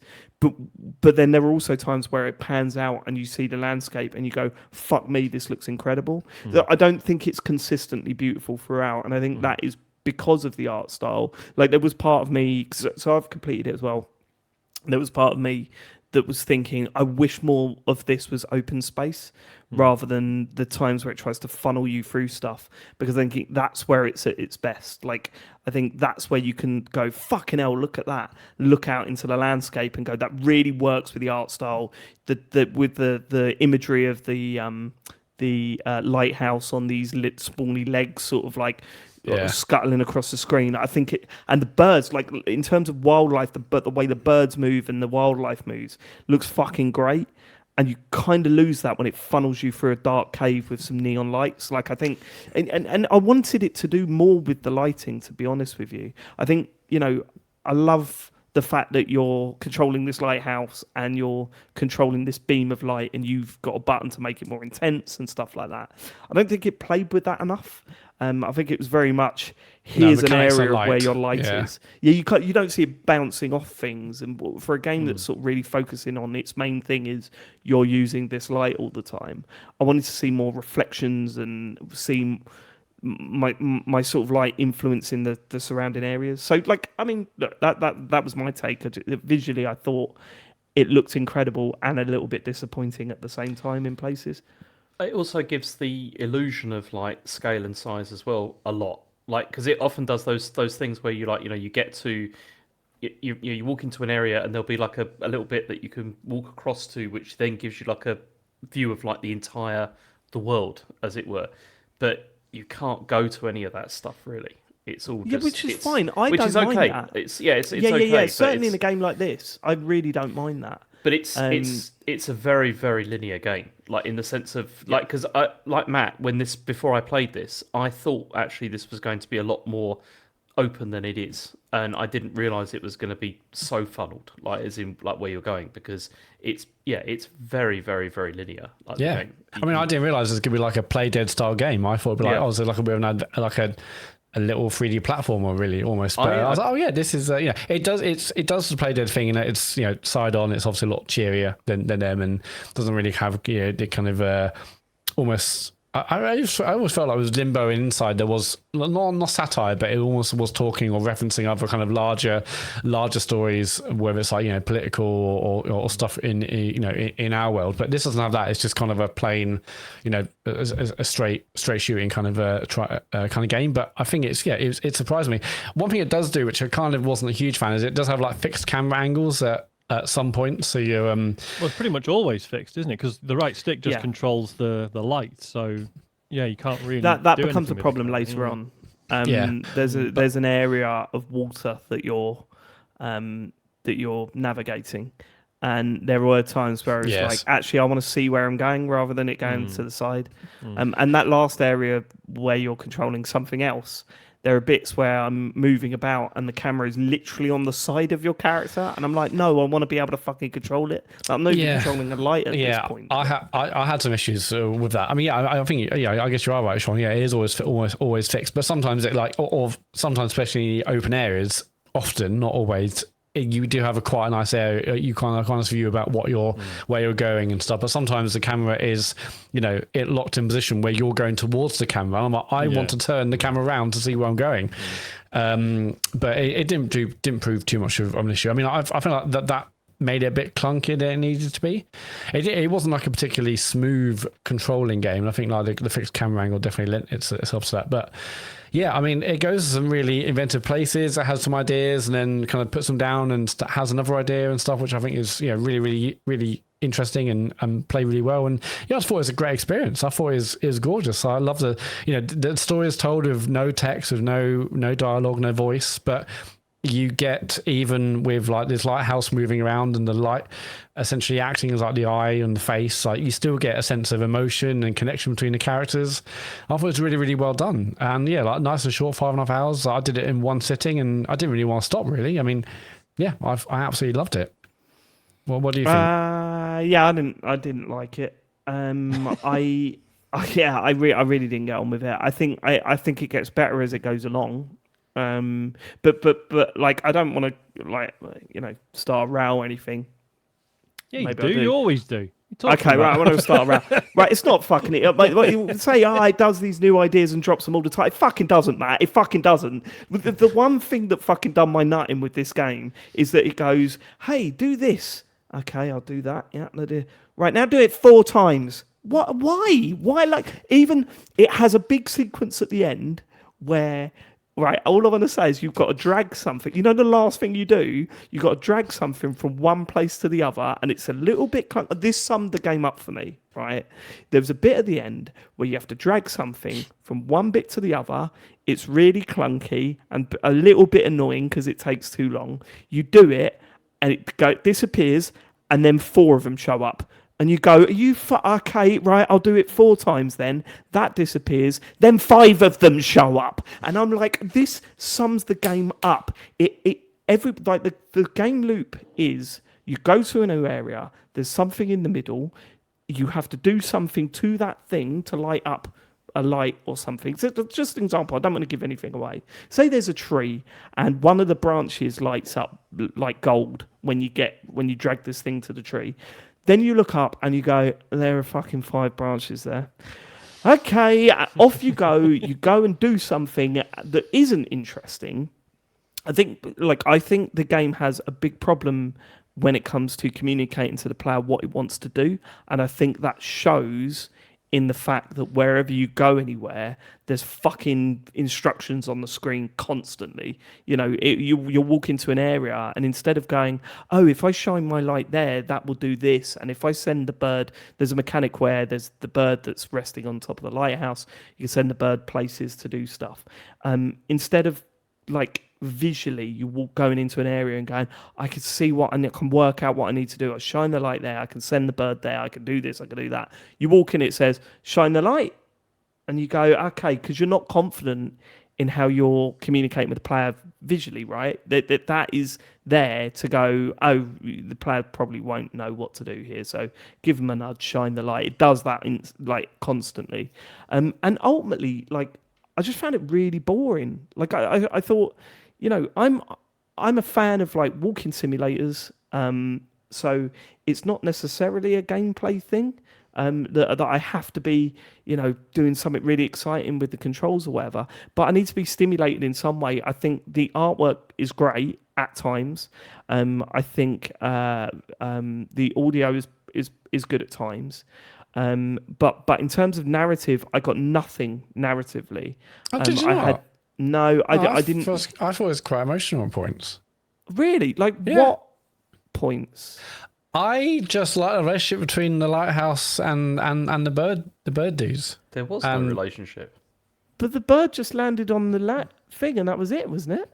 The bird's not actually doing anything. There's points where the lighthouse goes places, and you know, oh fuck, what's gonna happen? And then obviously they get back together, and yeah, I thought I think they managed to convey emotion, even just like the movement of the light and the bird thing. I think it was quite sweet. Yeah, I quite. I don't that. want to discredit your experience. That's the experience you had. I did not have that experience. Like, I had no connection with the bird or the fucking lighthouse, and so I was getting nothing from that. I was getting nothing from what I was doing in the game, and the fact that it just kept going, right, do it again, really pissed me off. Like, I was just, I was like, I don't know if I could see this through to the end. And then James messaged me. I'll let you explain what was going on. James messaged me Friday night and said, this is fucking dull. And I was like, thank God I'm finding it dull as well. And then about an hour later, he went, I was wrong. Oh, no, it was this morning, wasn't it? You went, I was wrong. The final third is fantastic. You know, brilliant. You keep at it. So I was like, right, okay, all right, let's get to the end. I got to the credits and I went, right, what bit, James? What fucking bit? See, this is the thing, right? Because I fall like between the two of you on this game, because I think about 2/3 of this game is really boring and not really very engaging at all. And I think it's because it's not even the speed, it's the fact that the puzzle stuff is so simplistic, it might not even, there was pointless even being there. I thought that, like, what's the point? Just let me walk through these environments, so that's the case. Well, it needs something, surely. I mean, they were simple, but it's for people who maybe aren't into puzzles. I mean, it's like, okay, got them done. I've managed to think about it a little tiny bit. But I just do want to remind you that James isn't into puzzles, so he would be the perfect use case for this. Exactly, because that's the thing. Like, I played. You see, I don't even like puzzles that much, and these just felt an insult. No shit. Like, honestly, like you're playing it, you're like, this is just pointless. I don't know why I'm doing this. And the other thing is that I felt there was no sense of exploration in this whatsoever. And I see, even in 2D games, like with stuff like Inside and Limbo and things like that, there was still a sense of sort of like of I would say of wonder of the fact that you are sort of exploring a different sort of environment. And I didn't get that from this at all because it feels so funneled, like where you're going. I did start to enjoy it when they started to switch things up a bit. And and I obviously I'm not going to say how they do this because it'll ruin like anybody who does want to play it. But I did find that I did start to feel a bit more engaged as that went on. And I think mainly because the movement is better, right? Yes, like the movement definitely. in that first area Yeah. of the game is terrible. It Yeah. gets better in the second area of the game, and the third area of the game it's where the movement feels and best, right? And it was the third area of the game where things really change. You know what I mean, Matt? Right? Yeah. And where it was just I really enjoyed that part, and it's because I felt like unleashed, as in like the fact that you could like move around, James Farley unleashed. like Which significantly. usually means he's got his dick out. To be honest with you, that's what that usually means. Which is normally on a leash. That makes sense. Yeah, And can you write down James Farley unleashed as an episode title, Matt? Because I like that one as well. It's another And also- T-shirt as well, isn't it? Let's face it. Yeah, with a picture of his dick. On a dog collar. Yeah, okay. Nice. Okay. It is nice. Yeah. And yeah, also, I mean, visually as well, like I really enjoyed the final sequences. I thought it just looked great. I thought it looked very, very good, and I enjoyed that. But overall, I still don't think. I mean, the first 2/3 of this game are not very interesting at all. I thought they were really quite boring, and unfortunately, I also didn't have any feeling at all for the characters. I didn't. I mean, the fact that the only thing that happens is where you like go past something and then it says press X to emote. Yeah, I and didn't it's really just get like, that. For what? So Oh, yeah, even- that was weird. That happened. I was like, am I supposed to be seeing something here? Like maybe the bird was moving, but I didn't really get Seems them like- sections. Seems like nothing happens, and I don't Yeah. really know what the point of that was. But yeah, I mean, visually, I thought it looked fantastic. But I do feel people are going to be angry about this. That if this game had been produced by someone else, I don't think it'd be getting quite as much attention as it's received. I yeah. really don't. It feels like quite a departure from Double Fine. Yeah, I think you might be right. If it wasn't, I Double don't know. Fine, It brilliant. feels. Look, I've got a strange relationship with Double Fine because I've liked some of the stuff they've done in the past. I've never fallen in love with them as a studio. Like it always feels like there's something that I'm not connecting with. As much as I really like Psychonauts 2, it felt very clunky in places. And I think this has the similar vibe where there's a lot of times I feel this is quite clunky and communication's not great. There was a little bit of that in Psychonauts 2 as well with, where am I supposed to go next? What am I supposed to be looking for? So I think that is an area that they could definitely improve on. And maybe they don't want to, maybe they're of that sort of, no, we don't want to patronise the player. It But does, this like, kind after of this does many years, both. you have to assume it's intentional to a point, Sure, don't you? Because but this this is kind of what yeah, they've this- always done. But This game kind of does both, though. It kind of does. We're not going to spell it out, but at the same time, if you get to an area, we're going to fucking tell you what to do, like instantly. Like Yeah. there is that stuff. Sean, how much did you play of this? Yeah, sorry. So I've mostly kept quiet because I've only played about an hour of it. I have. Right, okay. I enjoyed that first hour. I think I like it more than James. Although I will say I've not been like, fuck yeah, I need to go back and play more Keeper. Right. Yeah. So I certainly will get it finished. Yeah, I haven't got much to add. Yes, the art style's gorgeous. I think particularly the detail I like is you will Matt said it's got this very painterly art style, but the fact that there are like brush strokes that exist in 3D space, like you see that quite Yes. a lot. I think that's really beautifully done.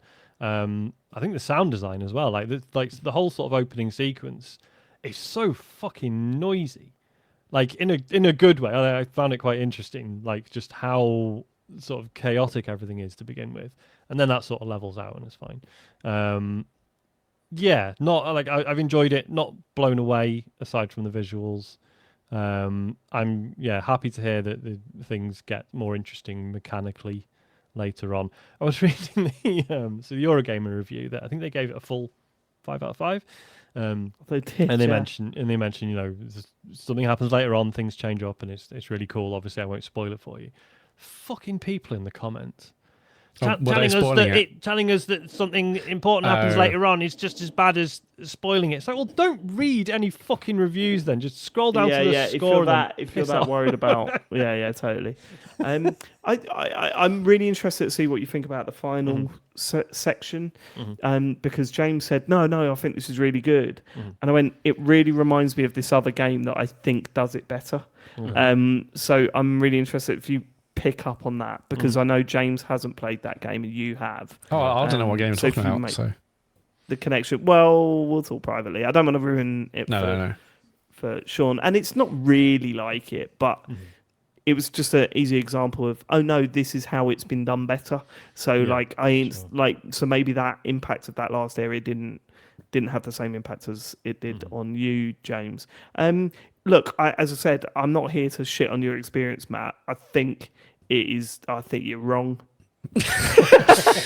yeah, I wouldn't say I'm blown away. I thought it was just like a really, really pleasant experience, and I think the fact I also did it in like one go as well, just lent itself to that. I don't know. I really enjoyed myself. Yeah, I thought it was a good little game. It's funny, That's like, keeper. because I've said on WhatsApp, like, obviously with the way Microsoft have been treating some of their studios the last year or two, everyone's like, well, fucking hell, how long have Double Fine got left? And like, which is perhaps unfair. And and this has come out. This was never going to be a huge seller. This is in many, like, regardless of quality, this is kind of the exact sort of thing I'm happy for Double Fine to keep doing with Microsoft's money, if that's what Microsoft are happy for them to do.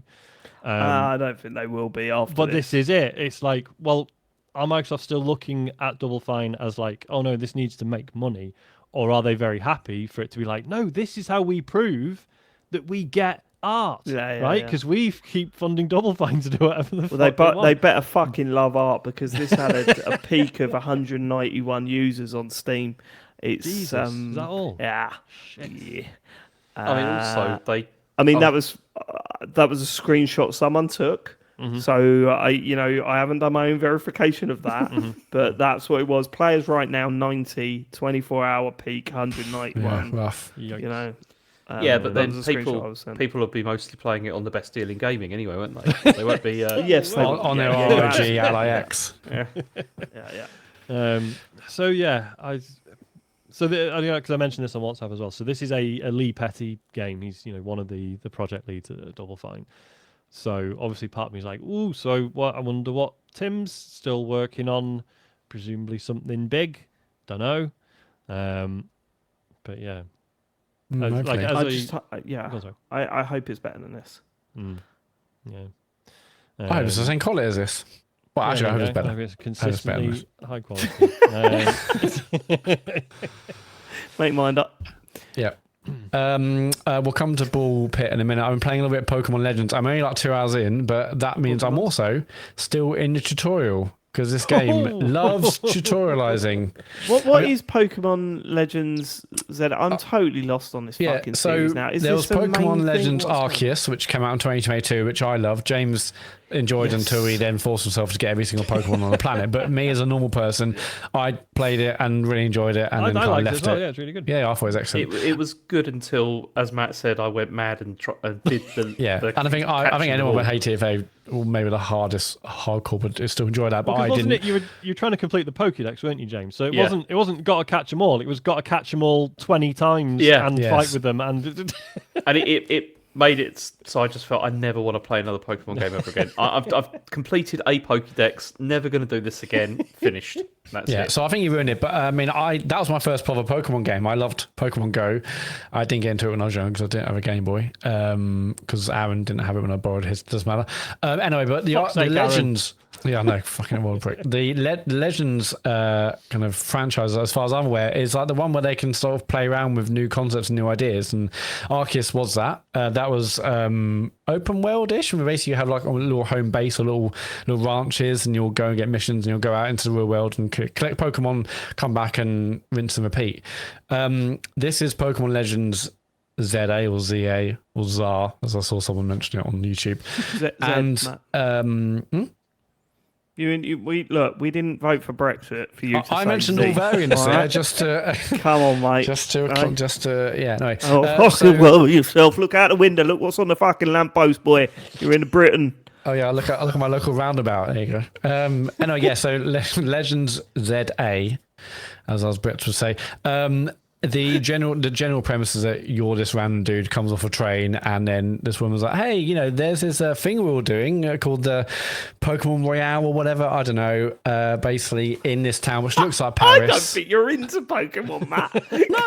No. I mean, I think Did you really Pokemon- say like we're doing this Pokemon Royale or whatever?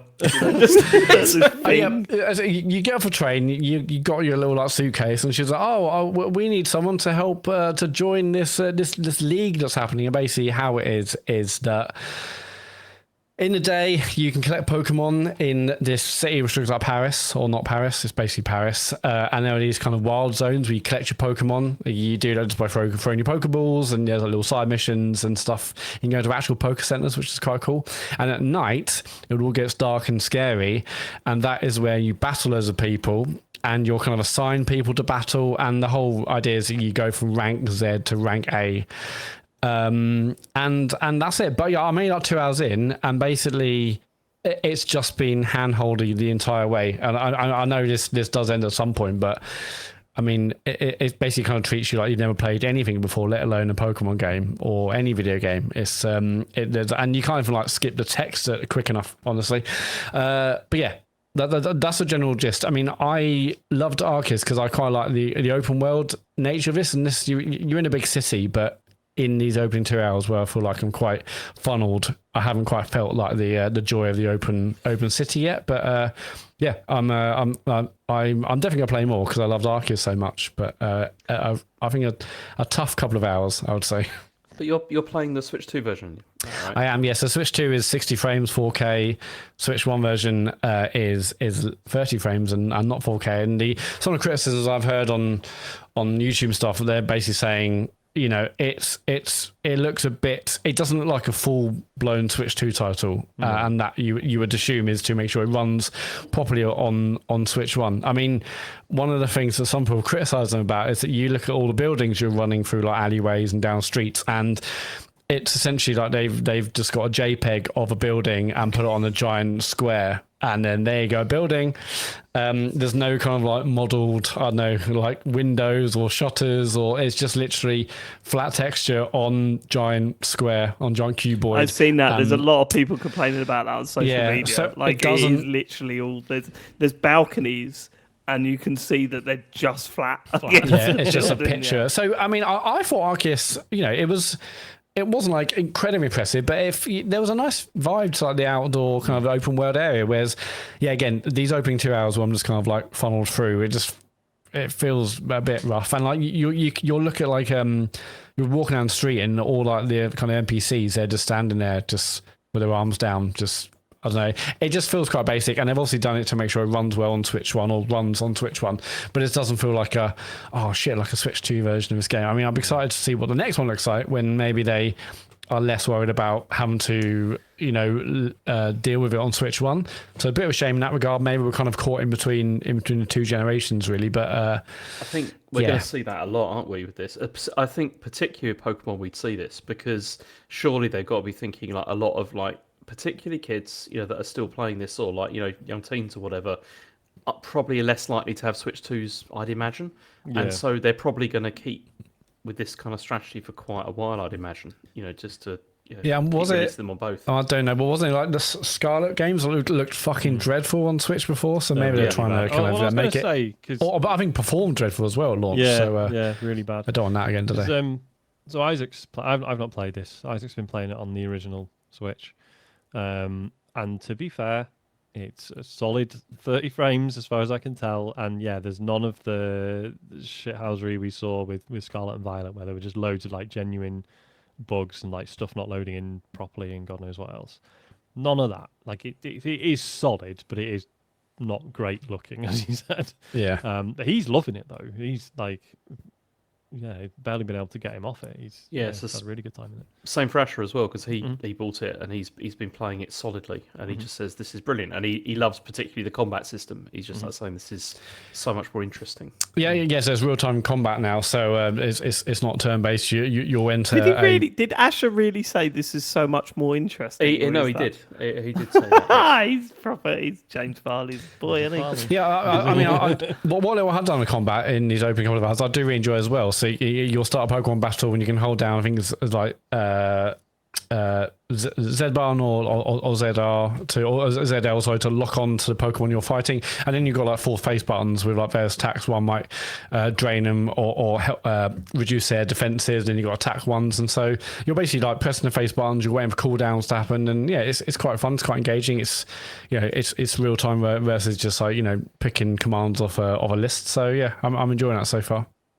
Yeah, so I've heard some people say it's like Xenoblade style. I haven't played Xenoblade games, so I can't confirm or deny that. But for the battles I've done so far, I've enjoyed it. I'm definitely going to play more, but we'll see. Cool. Does it have anything? Because Isaac keeps asking me to get my own copy, which I might. I don't know, so that we can play together. But I'm like, I don't know what sort of options there are for that. Probably not many. I mean, I think there's. It feels like there's a bunch of options actually. I mean, I haven't done it, but you can join up with other people. You can like ranked modes and do all sorts. Okay. So I'll check exactly after this and let you know. But it feels like there's a bunch you can do, which is quite cool. Yeah, I mean, no one really cares, but I chose the crocodile one for my starter. I think I googled like what's the best one. Everyone's like, just go for that one because it does this and the other bits. So the fact that you googled it, no feeling of watching it. Well, no, because I don't know Pokemon that well. I mean, I will say I've been playing like that Pokemon trading game ever since Imogen mentioned it. I mean, I had heard about it before Imogen came on the show, but I was like, I'll re-download that, or maybe I'll download it and actually probably don't, and I can't stop playing that. So I'll play that's on my phone. Just anytime there's a new pack to open, I'm playing that Pokemon trading card game on my phone. So it's weird because I bought Arceus because I got back into Pokemon Go at the time, and I was like, I want another Pokemon experience. And then it's happened now with the trading card game on my phone. I'm like, well, maybe I will play this, Legends ZA. So I'll have much more to say next week when I play a lot more. But we'll see. Cool. I guess I also haven't played a little more Battlefield. I think maybe just one more night since we last played. I haven't got much more to say on that. I mean, they said they were fixing the fact that it would tell you that you're going out of bounds when you're literally in the middle of the combat area. Yeah, they're addressing it. If they have done that, which I think they've already done it, they haven't done it enough because I've still had nights where they said they're gonna fix it. They haven't addressed it yet. But, okay, right. I thought they mentioned a specific map, and I was like, no, everywhere, please. Like, Yeah, I find that game so strange. I go from feeling that I think its biggest problem is that it hasn't got good skill-based matchmaking. Like, you'll go into... We found it a big improvement to turn cross-play off, so that we're just playing of course, Xbox people, although our friend Chet Roivas is adamant that they are faking cross-playing because there are a bunch of different characters with numbers after their names, and when you check their Xbox profiles, they were all the same Xbox gamer tag. So he's got his notes on the wall and the string. Yeah, wasn't it also that they had like 0 gamer points as well? So like 0 gamer points. So all that clearly sort of something stuff, up with that. I think. Sorry if you can hear this. There's fireworks being let off right outside my house, and I've got no idea why. No, I can't hear. If you can't hear it, that's fine. I tell you why, because we're getting near November 5th. That's why. Yeah, I know, but not near enough. No. I've had 2 nights up here. At least it's night time. We've had people setting fireworks off just like in the middle of the afternoon. That's what they do in the north, though, isn't it? Is it? That's all we got. It's all like ferret racing. Can't even have proper night time, eh? Unless you go down mines. Yeah, that is our night time. Look, I think Battlefield 6 is really good, but it's really good. Sorry, Dave, the people in the chat saying it's Diwali. Oh, of course it's Diwali, yeah. Of course, I genuinely, no. Sorry, so I thought we better just say it now in case people get on the feedback form. But I'd completely forgotten, but so ignorant. I'll tell you something. This is sort of showing me receipts. Here's the boys celebrating Diwali today. Look, Oh, yeah. so we do celebrate. We've got family members that celebrate Diwali. So Can we zoom in on that picture? Was that you downloaded that from Google? Okay, fine. that was good. Yeah, Search at top Diwali, celebrate family, white children. Look, we love this Diwali. white children. One of them's a bit much.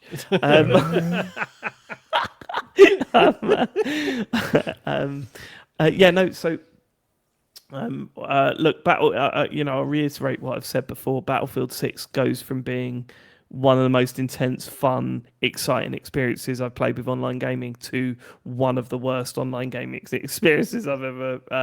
But there are times where you are just spawning and dying over and over again. You haven't got a chance. It's shit.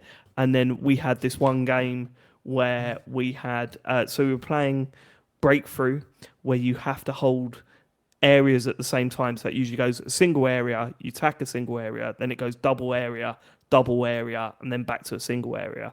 And we were at the third phase of Breakthrough, where there was 2 areas to hold. We had one of them. We had 2 tickets left. And what a ticket is that if one of your soldiers dies, you lose a ticket. So in the whole team, we only had 2 deaths left. We managed to grab that final area and then take the last area with just 50 extra tickets. It was fucking incredible. And I said to Chet at the time, I don't think I'll have a better online game of this. Like, that was fucking intense. We weren't chatting shit. We were all like, right, no, get down over it, or you use it as working as a team. We swamped the area, and I was using my defibs to get everyone up the moment they dropped, and it was fucking great. And then, like, the next time, we were like, yeah, no, this is it. This is the best game ever. I'm into it now. And then just didn't get kills because we are getting, like, absolutely smashed to pieces. Look, it's a strange one. I hope it levels off a bit. I really hope they sort out the sort of skill-based matchmaking. But right now, I don't know. You don't know what night you're getting into. You don't know if you're getting into a good, decent night on batters or not. Isn't it? Matchmaking's in a funny place right now, isn't it? In that, obviously, to us, good matchmaking is being, matched with people putting on the old man servers, equal skill. Yeah. Whereas now they're like, no, that's not how they do it now. The matchmaking is now about getting you to keep playing, which is not necessarily the same thing. I think you are. Yeah, I think you feel that. I'm happy with that. If they're putting you in servers that you're easily winning, fine. Yeah. I don't care. I'm having a better experience than being put on servers like this. Like when I play Call of Duty, if I play with my mate Jay, we are competitive. We're not always top. We don't always win, but it feels right. Same in games like Rocket League. But then when our mate Chris joins us, who's a lot better at video games, he's younger than we are, then it is fucking it is hell. Like, honestly, it's like I can't even compete here. I'm bottom. I'm barely getting any kills. So you can see the matchmaking work. Whereas I think because these games are so big, you're talking like 64 players or whatever it is. Yeah. It's like, how do you fucking control matchmaking with 64 players? But Battlefield also has another problem. If there's more than 4 of you, you don't, right, keep it to 4-man squads. I haven't got a problem with that. But let us party up together and join a game together and then split us into different squads. Like, that's fine. But we can't do that. So if there's like 6 of us playing, we end up splitting into 2 groups of 3 and playing in different games completely. Yeah, it's confusing. And then you have like the EA party and then the regular Xbox party. And that feels... Yeah, almost broken. Like it can't possibly be the way it's meant to work. But no, I'm used to that now. Most games do that. They have their own in-game party system that you have to use. Even FIFA does that technically these days. It's not so much that; it is the fact that you can get into a big group of that party is only 4 players, and that's it. So we're trying to find ways of them joining a game, that we join a game. We've tried the whole server hunting thing. Oh, look, there's a game here. But when you go into them, you tend to find them to be like completely modified. There was nothing better than when Jay was like, I know what to do. Go to this server, fourth one down, page 3, fourth one down. We all joined, and it was, you only had knives. And I went, Jay, I want to shoot a gun. I want in that Battlefield. I said, call me old-fashioned, Jay, but I kind of want to shoot a gun in my Battlefield games. So we sort of stopped doing that and gave up. Now we just split off into different parties now. It's frustrating, but all right. The other game that we've all been playing is Ball Pit. Ball X Pit. Yeah. The Breakout / Meet Vampire Survivors style game, and it really is that, right? It really is that. It's a game where you're playing. It's less Breakout than I thought it was. You're not jockeying the balls. You can do, but you don't have to. The balls can but you're controlling a character rather than a paddle. You're shooting the balls rather than bouncing them. You're shooting the balls rather than bouncing them. You have full movement. You're not just moving left to right. You can move up the screen to shoot, and you can aim them. So it's not like you're trying to position the ball to land on the paddle to go off in a different direction. You're actually aiming with the right stick, moving around with the left stick. What do we think? Now, Sean, you were probably most excited about this, I think. I played the demo. How are you finding it? How far into it are you? How have I found it? I finished it today. Shit. How many? Right, I got to ask you then. Yeah. How many areas are there? I'm not sure. 8, 9, something like that. Well, he hasn't finished it, Matt. He ain't finished it. He's a liar. He's lying. No, it's just they're Lying. not 9 numbered, probably, are they? They're just got different names. Interesting. And if there's no Go on. numbers, how am I supposed to count them, Dave? Go on, then. What are you making of it? Well, I loved it, obviously. I mean, so I say finished it. There's other stuff you can do, but I've seen credits, and yeah, like the fact that the basic premise, like I was in straight away anyway because I just found it really satisfying. That first level where you destroying all the skeletons, just the crunchy sound effects and everything, I thought it was fucking brilliant. The feeling of, because you know the way it works is you only have so many balls, right? And you shoot them and then they go bounce around, and then when they return and bounce off the wall behind you, then they return to you and you can shoot them again. Or you can just run into them as they bounce around and then you will collect them and then shoot them again. Yeah. But so basically that means there is strategy in trying to shoot the balls in such a way that they just sort of continue to bounce around like between the enemies. So you're trying to find angles where sometimes, you know, there'll be like a big group of enemies coming towards you and you'll see like a slight, you know, there'll be a little gap in the formation. Like, right, if I can shoot a load of balls in there, they'll just start rattling around and numbers will go everywhere. Yeah, that's why it's really satisfying. I love doing yeah, that. like just that in and of itself is great fun. On top of that, you've got the roguelike stuff. So every time, you know, you're leveling up, you're picking up these little fusion reactor things that let you pick up these new special balls that have different effects.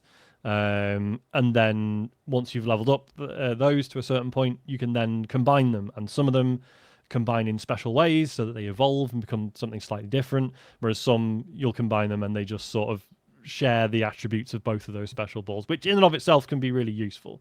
Like you're not necessarily always going for the evolutions.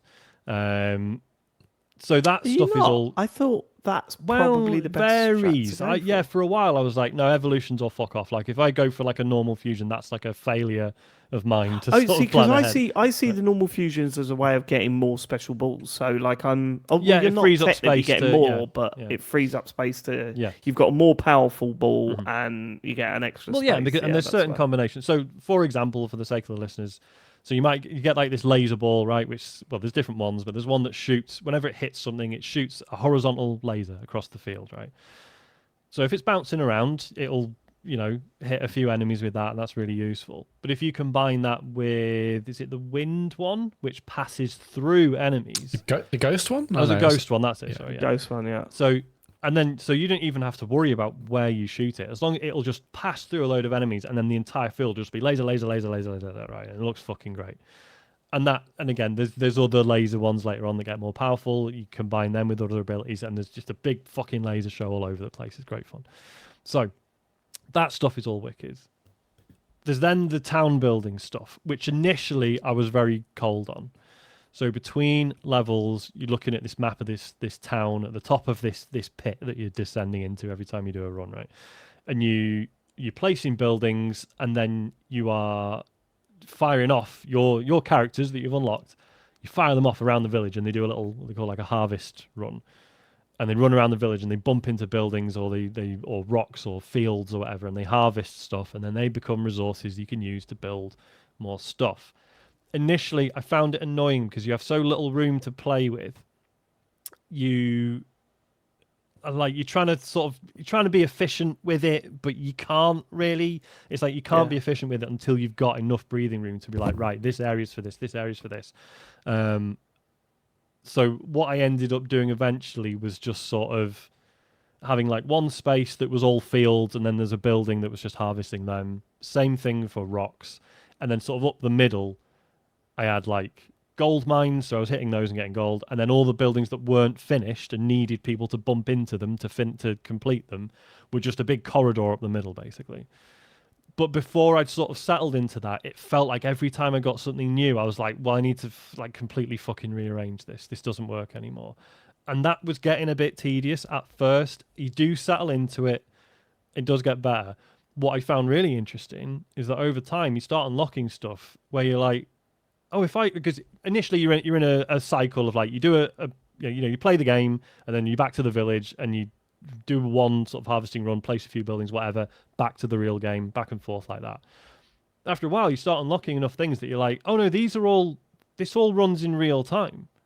Like that village building stuff, you could play as like an idle town building sim if you wanted to.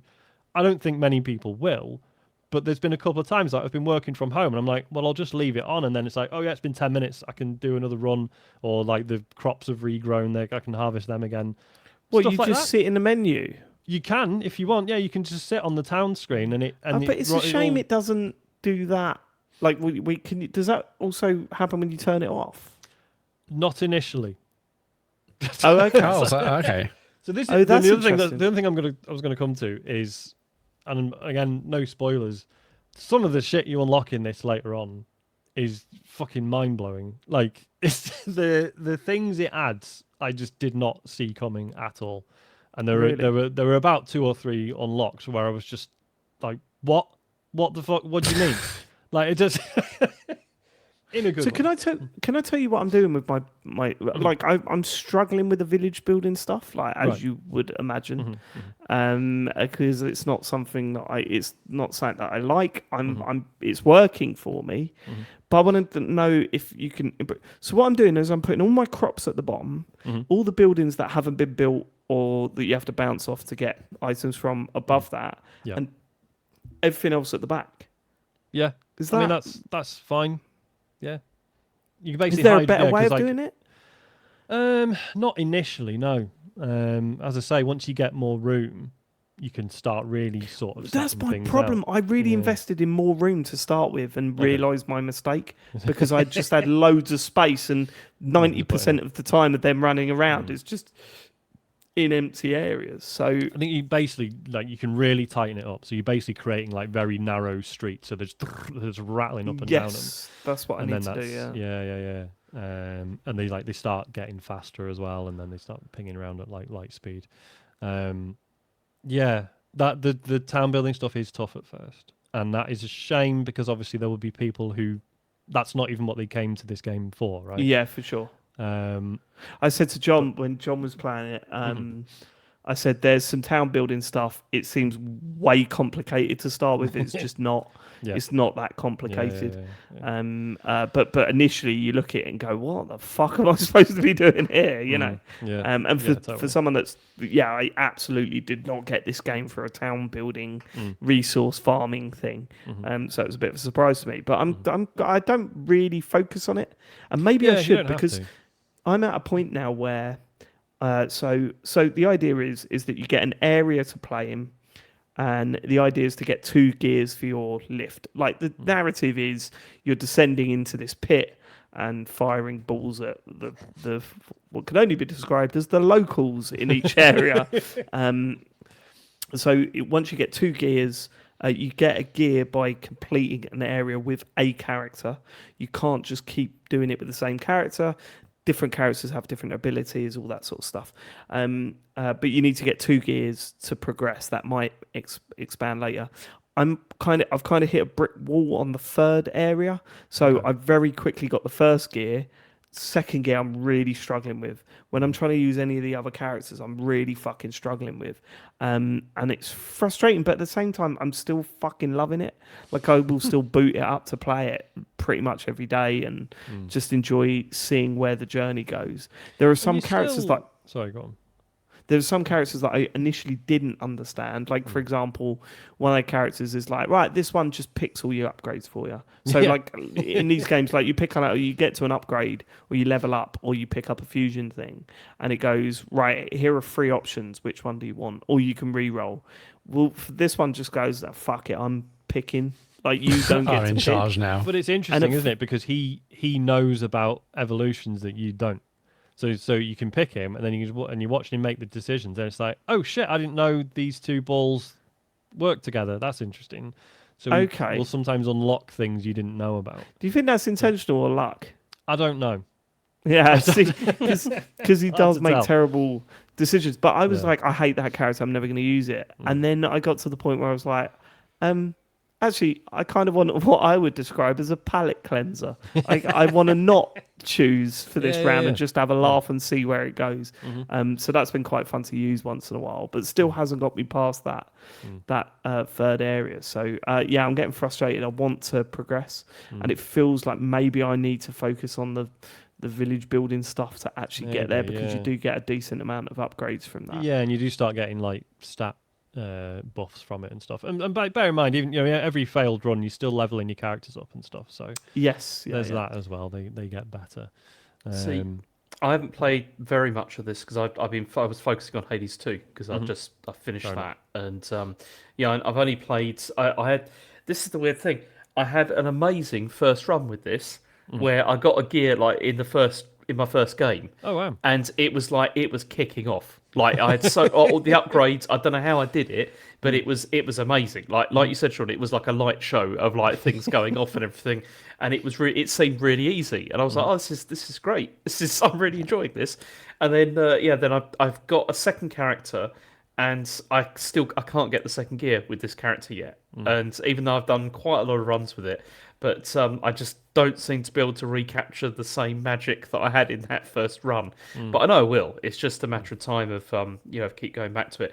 I'm enjoying it though. I think it's I can see the draw with this, but it's also one of those games where I don't think I'm probably ever going to finish it because it's You'd just be surprised. It's nowhere. I mean, like I say, I think it took me sort of 20 hours to see credits. So yeah, nowhere near as long. 20 as hours in Hades this 2. economy? I know. Sean, there's 1,000 games to play. Although actually, it's quite a time sink. So actually, 20 hours. I actually also perversely think it could fly by. So that will fly Yeah. by. I mean, Plus, as I say, I don't will fly I don't know how many of those 20 hours were me just leaving the town running while I was doing other stuff. So maybe it was actually less in real terms. But that is another thing that I found with this is like when I have played it, like the time just disappears. Yeah. Like while I'm playing it, which is And good. the runs are short. Like when you do a level, they're like maximum like 15 minutes because they're basically there's every level there'll be 2 sort of mid bosses and then a final boss, and that final boss always appears at the same time. Like it all operates, like clockwork. Obviously, depending on how long it takes you to kill or get killed by the boss can vary, but it's basically about 15 minutes every run. But yeah, it's very one more go ish. Exactly, that's what I was going to say. It's like, especially when you're just like, oh, I've harvested some stuff, Yeah. and I kind of need some more things so I can get another building. So I'm going to have another run at this. And but it does feels to me like a game that I'm probably going to play for quite a long time on and off. Like just pick it up and play for a bit. Totally, yeah. It doesn't feel like you can lose what the game's about. Yeah, if you don't play it for like 2 weeks. No. Like I my favorite moments in this are when you go, fucked up, and you don't realize that until 5 minutes after selecting certain items. Like for example, I had a character that I think the thing is that it's all about going to the back of the play space, and the ball's like hitting everyone at the top of the thing. But the problem was there were so many enemies that I got to the point where I was like, I'm smashing this. Look, they're all disintegrating from the top. This is great. Until they get quite close to the bottom where you start taking damage. And I'm going, Oh, I've got nothing to fire at these guys now. All my balls are up there. Oh, your DPS is up at the top, and you just yeah. It's interesting because, like you say, you sort of there's that sort of weird sort of creeping dread as you go from like, haha, there's like barely any enemies on the screen. This is great. I can walk wherever I want. To like, oh no, I have been pushed or very slowly all the way down to the bottom of the screen, and I am struggling. Yeah. But I say that third area is where it starts to do that. The first two are very much tutorial areas, and then it's like, right, the game's starting now. Because obviously you're also getting shot at the same time with different projectiles, and that really starts to creep in that desert area. I've seen some people saying, it gets real sort of, it gets really like bullet hell, doesn't it? And I'm not being gatekeepy because I don't play those games. I'm too shit to play them. It's fucking nowhere near. No, it's nowhere near. Isn't But it more like visually they're saying it's like there's just I think if projectiles everywhere. It looks like if you don't know what the game's about, you're like, holy shit, if it looks like a bullet hell game. Yeah. But I think they're talking about the bosses, right? The bosses themselves, when you see those sprays of bullets and you but even then it's nowhere close to like a proper bullet hell shooter. I do find that like I can't tell when I'm being hit or not. There are times where like a projectile... There is an option to be able to view your character's hitbox, which I think might actually be useful. Oh, I might turn it on actually. Yeah, because it's not the full size of the character. And there are times where you'll dodge a hit and be like, oh, I'm pretty sure I thought that was going to hit me. Yeah, that's happened quite a lot. It's a fucking excellent game. I can't wait to play more of it. Like I'm really enjoying every time I boot it up. So the ball pit's fucking great. Yeah, how would you describe the visuals? I love them. Like, they remind me a lot of Loop Hero. If you remember playing that, it's kind of like. I mean, this is gonna sound like a diss to the artist, but it feels kind of dirty, grimy. But how would you describe that? It does something to my brain. It kind of tickles something. PS1, isn't it? But not quite. It's sort of a bit too detailed to be full. The opening kind of intro video is like, okay, it looks kind of like PS1 Saturn style 3D graphics, but it's like, I don't know, the use of browns and greens, it just something about it I really like. Pixel, it's like sort of fantasy. I would say it's like fantasy gothic, like that. That's the sort of feeling that I get from it. I don't know, like that's a bit of a whatever, but that's some reason I really like that, because that obviously all the enemies that are coming at you they're all in like square blocks, right? Or sometimes there's slightly different shapes, but there's sort of sort of tiles almost. But it's like, but they obviously weren't happy to just be like, look, this is a square, it's got a skeleton on it. It's like, no, the skeleton is like sitting in like a little thing, like a little float. Sometimes they'll have like their arm on the side or whatever, like they're in a little container, just sort of rolling towards you. It's great. I don't know where I sit with the music though. I love the music. I love it. Yeah, music's great. I sort of enjoy it, but also the. It gets a little bit annoying. I should say I'm biased because it's Amos Roddy who did like Citizen Sleeper and a bunch of other really good soundtracks. You are biased. But I really. I think the music's good. Like on Sean's stream, it's just like it's just good music. Yeah. So the Twitch integration, we should probably talk about the fact you streamed and you. Yeah, we have done. Okay, but now we're in the section.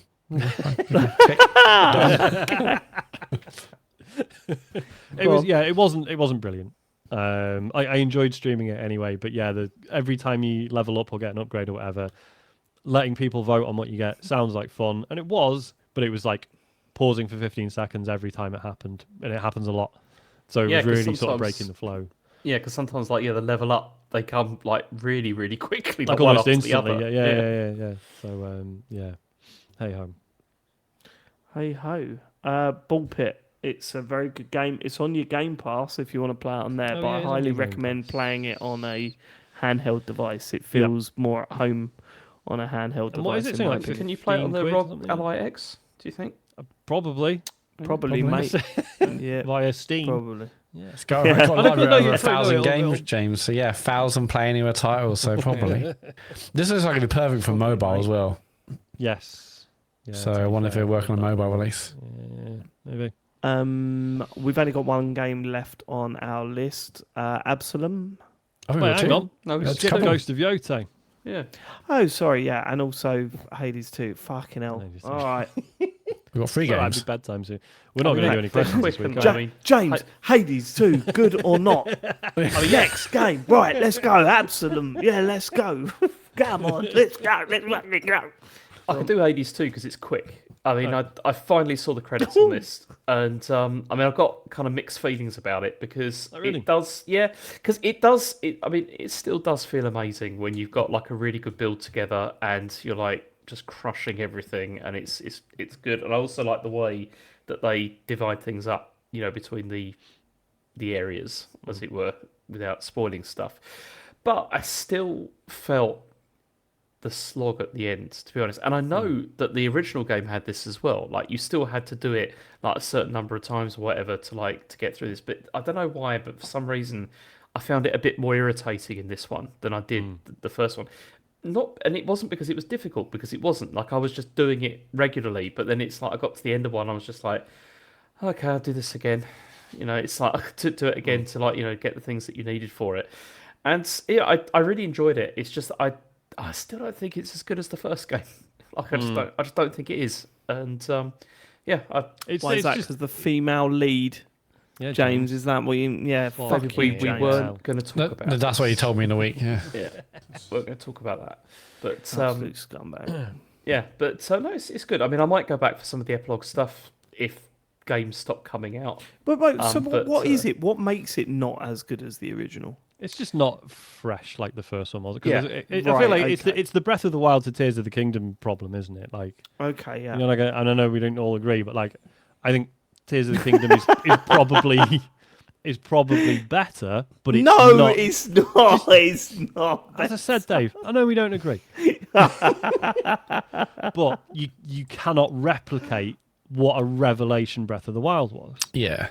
And I think that's the issue with Hades too. Like, I do think it's an improvement, but the first one was just like, holy shit, it's a roguelike, but I'm happy when I die because I get to chat to my mates again and see how the story progresses. And that was such a huge thing. And this one, Hades 2 still does that and does it really well, but it's not a revelation the way the first one was. And also, I don't think that the conversations you have are as interesting as in the first game. That's another problem. Really? Okay. Yeah, I just don't think they are. Look, I've heard. Yeah, I mean, I need to play more of it. I have not put enough time into this game at all. Like an hour tops. I still think it's fucking fun to play. I was blown away by how similar it was to Hades 1. So that sort of, it's about the same as what you were saying, James. But I don't know. I think I need to be in the mood to sink my teeth into it. Yeah, it's still really good. Like, I had a really good time with it, and but just I just didn't come away. Can I ask? Did you play God mode as well, or did you just play standard? Yeah, Okay. because I was getting to the point where I was like, yeah, this is really irritating me now. Yeah, so I'm tempted this time. I didn't do that with the first game, but I didn't. I got. What is it? I completed it like 3 times, which was not enough to see the whole thing. And I thought maybe it's better to see the whole thing. So maybe I need to do that to get me to that point. It's so well implemented because it like, I agree. If you turned it on and you're just like, oh, this is a piece of piss now, that would be shit. Like, the engagement with the mechanics is what makes that so fun. And if it allowed you to not have to do that, that would be really poor. But because of the way it gradually, so you start off with like a 20% damage reduction, which is significant, but it's not so much that you're like, oh, well, this is nothing now. This is, But there's also all the modifier stuff as well that comes later, which massively changes things as well. Like, even if you've got God mode on, it doesn't, you can negate stuff like that anyway because you're trying to achieve a certain objective or whatever. So So you can have God mode on and then make the game harder for yourself in other ways. Like, yeah. Because sometimes you may want to do that because maybe there's resources you want or whatever, so you kind of have to. Good game. Okay. All right. Very quickly, Ghost of Yōtei. Mainly just wanted to take back some of the snark I gave the writing the other week. I did the Kitsune, James. I don't know if you've done him yet. This is the thing. I'm in that area at the moment, and I've only just started doing actually the main storyline because I've done probably like 80 or 90% of all the side stuff in that area, right? Because I loved it and I thought it was really good. Particularly, the story that there is from that one is particularly strong. I think. But the actual I've not got very far with that. Basically, the story around. So sorry, just to recap, because you're going after the Yōtei 6, who are these 6 sort of I don't know, gang leaders, Bad guys. Yeah, they're just Bad baddies. dudes. Big Yeah, baddies. Big And, baddies, yeah. Yeah, and the Kitsune is one of them, and they're sort of spread across the game, and it looks like you can really tackle them in any order you want, which is I think that's super the case, impressive. Yeah. Anyway, yeah. So the first one I did was the Oni. I was pretty good. Like, had a good time. Some really cool set pieces and stuff. And yeah, just the Kitsune. I was like, oh fuck, this is a really good little story. Like and I'm sort of really like. Rather than the Yōtei 6 now being this sort of checklist of people I need to kill, it's like, oh no, each one of these is going to be their own little narrative, and they've got their own little story and their own reasons for doing what they did, and it ends up being far more interesting than you got to kill these 6 people because they're baddies. So yeah, really fucking enjoying it. Also, that area as well, I think, is particularly beautiful as well. It's stunning. Yeah, it's the snowy bit, and I'm a yeah. sucker for that anyway. But yeah, Like really climbing good. the mountains and stuff. It's very, very good. Absolum. I'm not saying you shouldn't play Hades 2, Dave, but if you're bouncing off it, I'd give Absolum a look. It's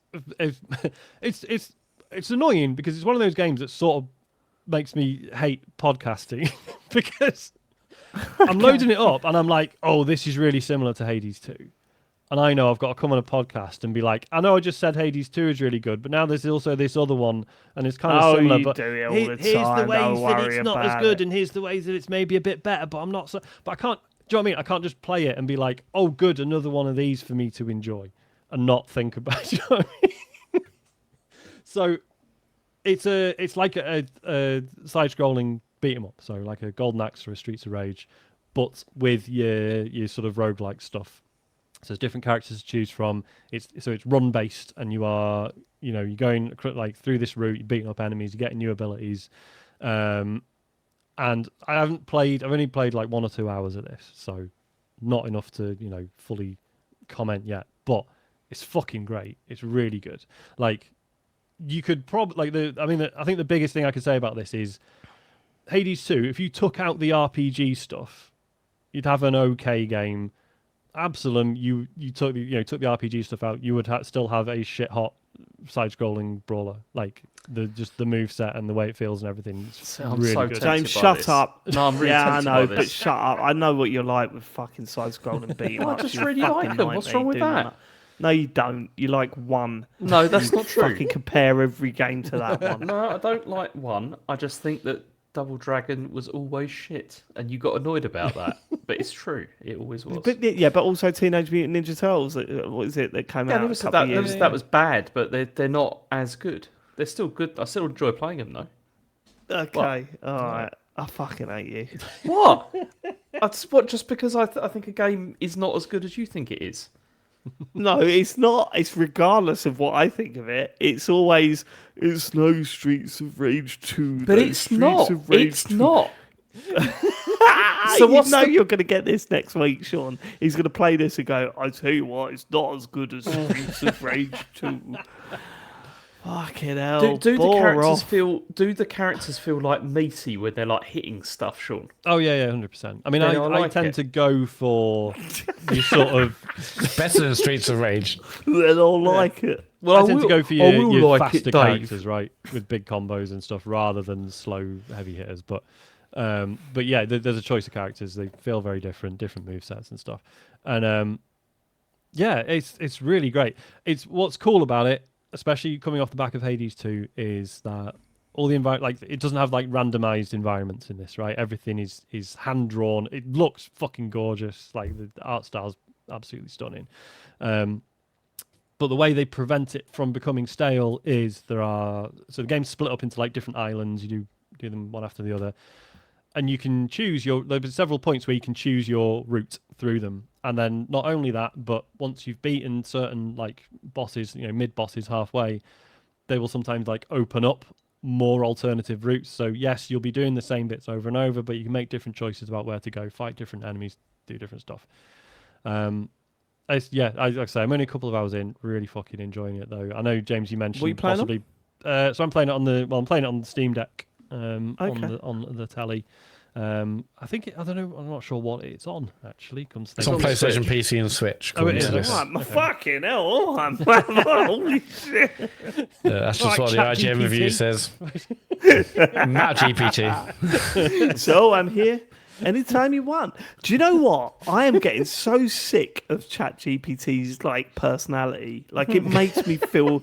So if That's you Dave's ever problem wanna with chat, AI is the personality. It's okay but they're adding sexting in December, so you can make it a little bit okay, sexier. fine, Jesus. but No, it's not fine, Dave. well, yeah, I'd rather than. No, I don't someone know. says I mean, that look, they've they were sorted the mental talking health about- thing tick. Now it's time for let adults be adults. Just So, what annoys me every time I see a clip of someone talking to ChatGPT, it goes, so, "Yeah, I don't really agree, but it could be. So I'm here if you ever want to talk." And I'm like, "Oh, God, fuck off!" Have you Really, seen? it's always that. So No, just I. Have you seen the anything video? else you wanna? Boris Johnson talking about ChatGPT. Yeah. I love ChatGPT. I love. Do you use AI? everything. Do you use AI? I forgot He's about a that bad guy. man. But it's a Yeah, funny what a video. piece of shit. Sorry. Yeah. Okay. Play All right, we Absolum. done. It's good. Do we do questions or do we save them? Do we say no I don't questions know, next week? mate. It's fucking well late. I think we I should mean, I'm- save them. No, Oh, we've no, got no. to do two Okay, questions. there's one I really want to ask, which is the second question is Doc. Okay. We'll do the first two, and then should we just say, don't worry about sending us questions next week. We've got Yes. some in the chamber. Okay, so the first one comes from Capone Adam. Still sending. He says, question, just finished listening to the last ever WTF podcast with Mark Maron after 15 years and 1,686 episodes. As Mark started to close out the show, I could feel myself well up. But then he started to reel off a list of his team, which was around 20 people. What an absolute lazy hack. No wonder it was a popular podcast. If you were able to hire a team, what sort of jobs would you give them? When it comes to TCGS, what could they be doing to make their lives easier, better, and more comfortable?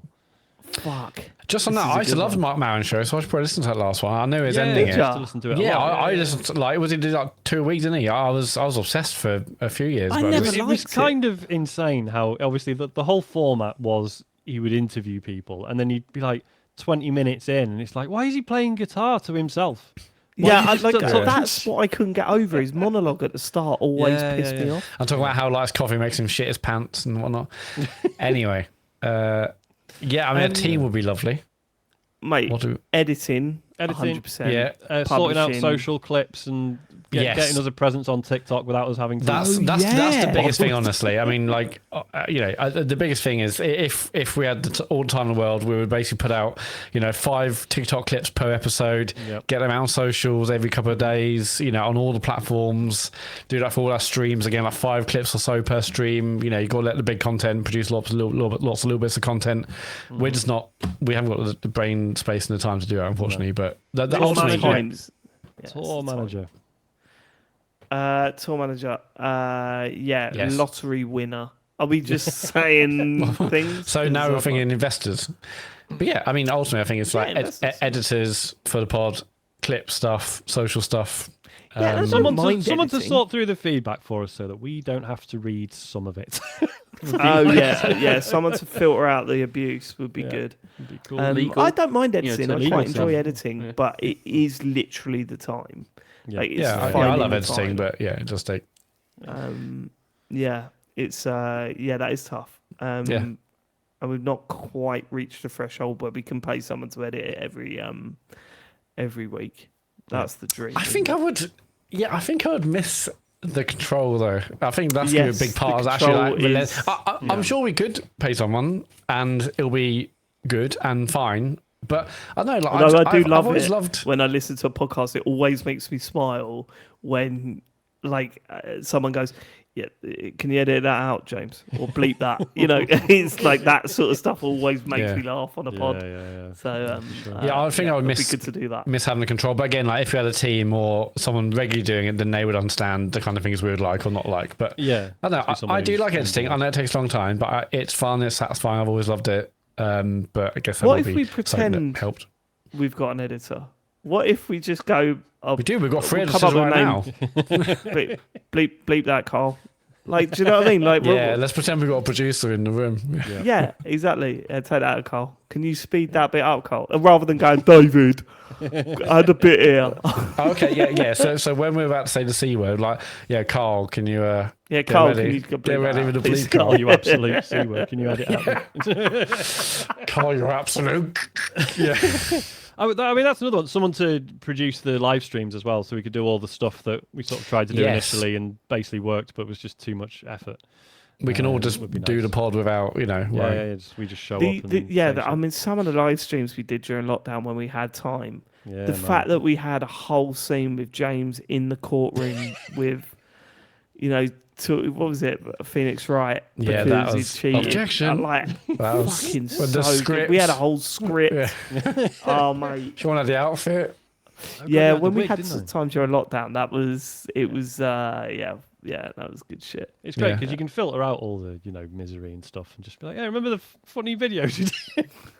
Yeah, It was all worth it. yeah. I like COVID actually. Let's just have another one. It was exciting. We can all admit it was It exciting. was exciting. Yeah. Go on. The second and final question comes from Kian, who says, "How come James hasn't done a cheese tier list on stream?" That would be incredible, James. Would be really but Please, we mean James. when we like the proper tier list website where Yeah, you like have, Ed- like- drag the images onto yeah, you got to the- drag it. yeah, You could do it totally, James. I mean, I could. I mean, the thing about this is that I love all cheese equally. That's why it'd be one of fun. the- No That's why way. tier lists are That's fun. why it'd No. be good because you'll be like, No oh, one cheddar likes versus cheese. Edam or some bollocks, I don't know. Yeah, absolutely no way. No, that it's you true. like Yeah, all I mean, cheese. there are some that I prefer over others, but yeah, maybe I could. I mean, Yeah, maybe I could do Camembert, that. where'd you sit on that? It's good. It's Baked. good. I mean, if I With was a bit to of rate pitta. it, where would that go? That would probably. I mean, that'd be like an A rank at least. It's Yeah, it's up there, isn't it? What about Yeah. Brie? Brie. You see, I do like Brie, but then I also don't like all the, like the waxy stuff on the Yeah, outside. stuff on the I outside. love yeah, the the waxy rind. stuff. I find it annoying. It's like yeah, I've Yeah. had that for a while. The It's not wax the Do you good take stuff the waxy inside. stuff off? No. Usually I don't, but that's mostly laziness, not because I like Oh, it. I like a bit of waxy stuff, mate. I think that's got to be a C list. What about C tier. goat's cheese? Sorry, in the chat, Phil Wolves found a cheeses tier list maker. It's ready to go for you, James. Oh, All right, James, I'll do do that it. before your next stream. All right, Like, okay. I mean, No, I think this has to be its own stream. This could be a I think 2-hour it's so, exercise. It just needs clipping Yeah, you separately. probably I'll do it It's, when we have a break. When I'm doing. And then baby what happens, steps. right? James will do that, and Dave and I will do a fucking beer one. You know what I mean? fucking beer one, Best, but- best long as you can. Sorry. I think last. Sorry, Carl. Carl, can you edit Carl, it? can you edit that out, please? I feel we've got a new little in joke. All right. Is that it for the questions? yes. Thank God for that. Matt, do you want to get the socials? Yes. James is still streaming Farley Steps, still streaming Baby Steps. Had big progress on Saturday, then kind of I Back to the let beginning. kind Back of to the fucked start of it, the kind of stream, fucked yeah. it towards the end, but hilarious. That's what I wanted, James. Well done for absolutely. James, you must be enjoying it a little bit, though. Oh, I It's am, a yeah. fucking good game, right? No, I'm genuinely enjoying it. It's just that bit at the end that was so soul destroying. Like, Demoralising. just Yeah. it gets. It was very Part of the game. irritating. You get that a lot. You'll get that a lot. But anyway, yeah, so Farley Steps has been 2 so far. They're both on YouTube. Search TCGS on YouTube. And you'll see them there. And then there, James will stream again Saturday at 9, I guess? Or Yeah, same thing. yeah, same cool. So time. this Saturday 9, twitch.tv/TCGSco or search TCGS in the app. And if you've got an Amazon account, Twitch account, connect them. You get something called Amazon... No, on Twitch Gaming. There you go, not Twitch Prime Gaming. And you get a free subscription to give to any channel. Why not give to our channel or James when he's streaming on Saturday? And all the other links are at tcgs.co, including our amazing Discord community, our Patreon if you want to support what we're doing, our store, socials, podcasts. It's all over on tcgs.co. And we will catch you next week for some more video game chit chat. Thank you so much for living it. Goodbye from me. Just quickly. Are there any games coming out this week? Please tell me there aren't. Of course there will be. Dispatch is out this week. Yeah. Oh, that's the cartoon one, right? Yeah. Yeah, so that's the. I think 2 episodes are out in week I'm 1. fucking playing that, mate. We will catch you next week. Thank you so much for living it. Goodbye from me and my pals, James, Sean, and Matt. Goodbye, everyone. Bye bye. Goodbye. Bye, Carl.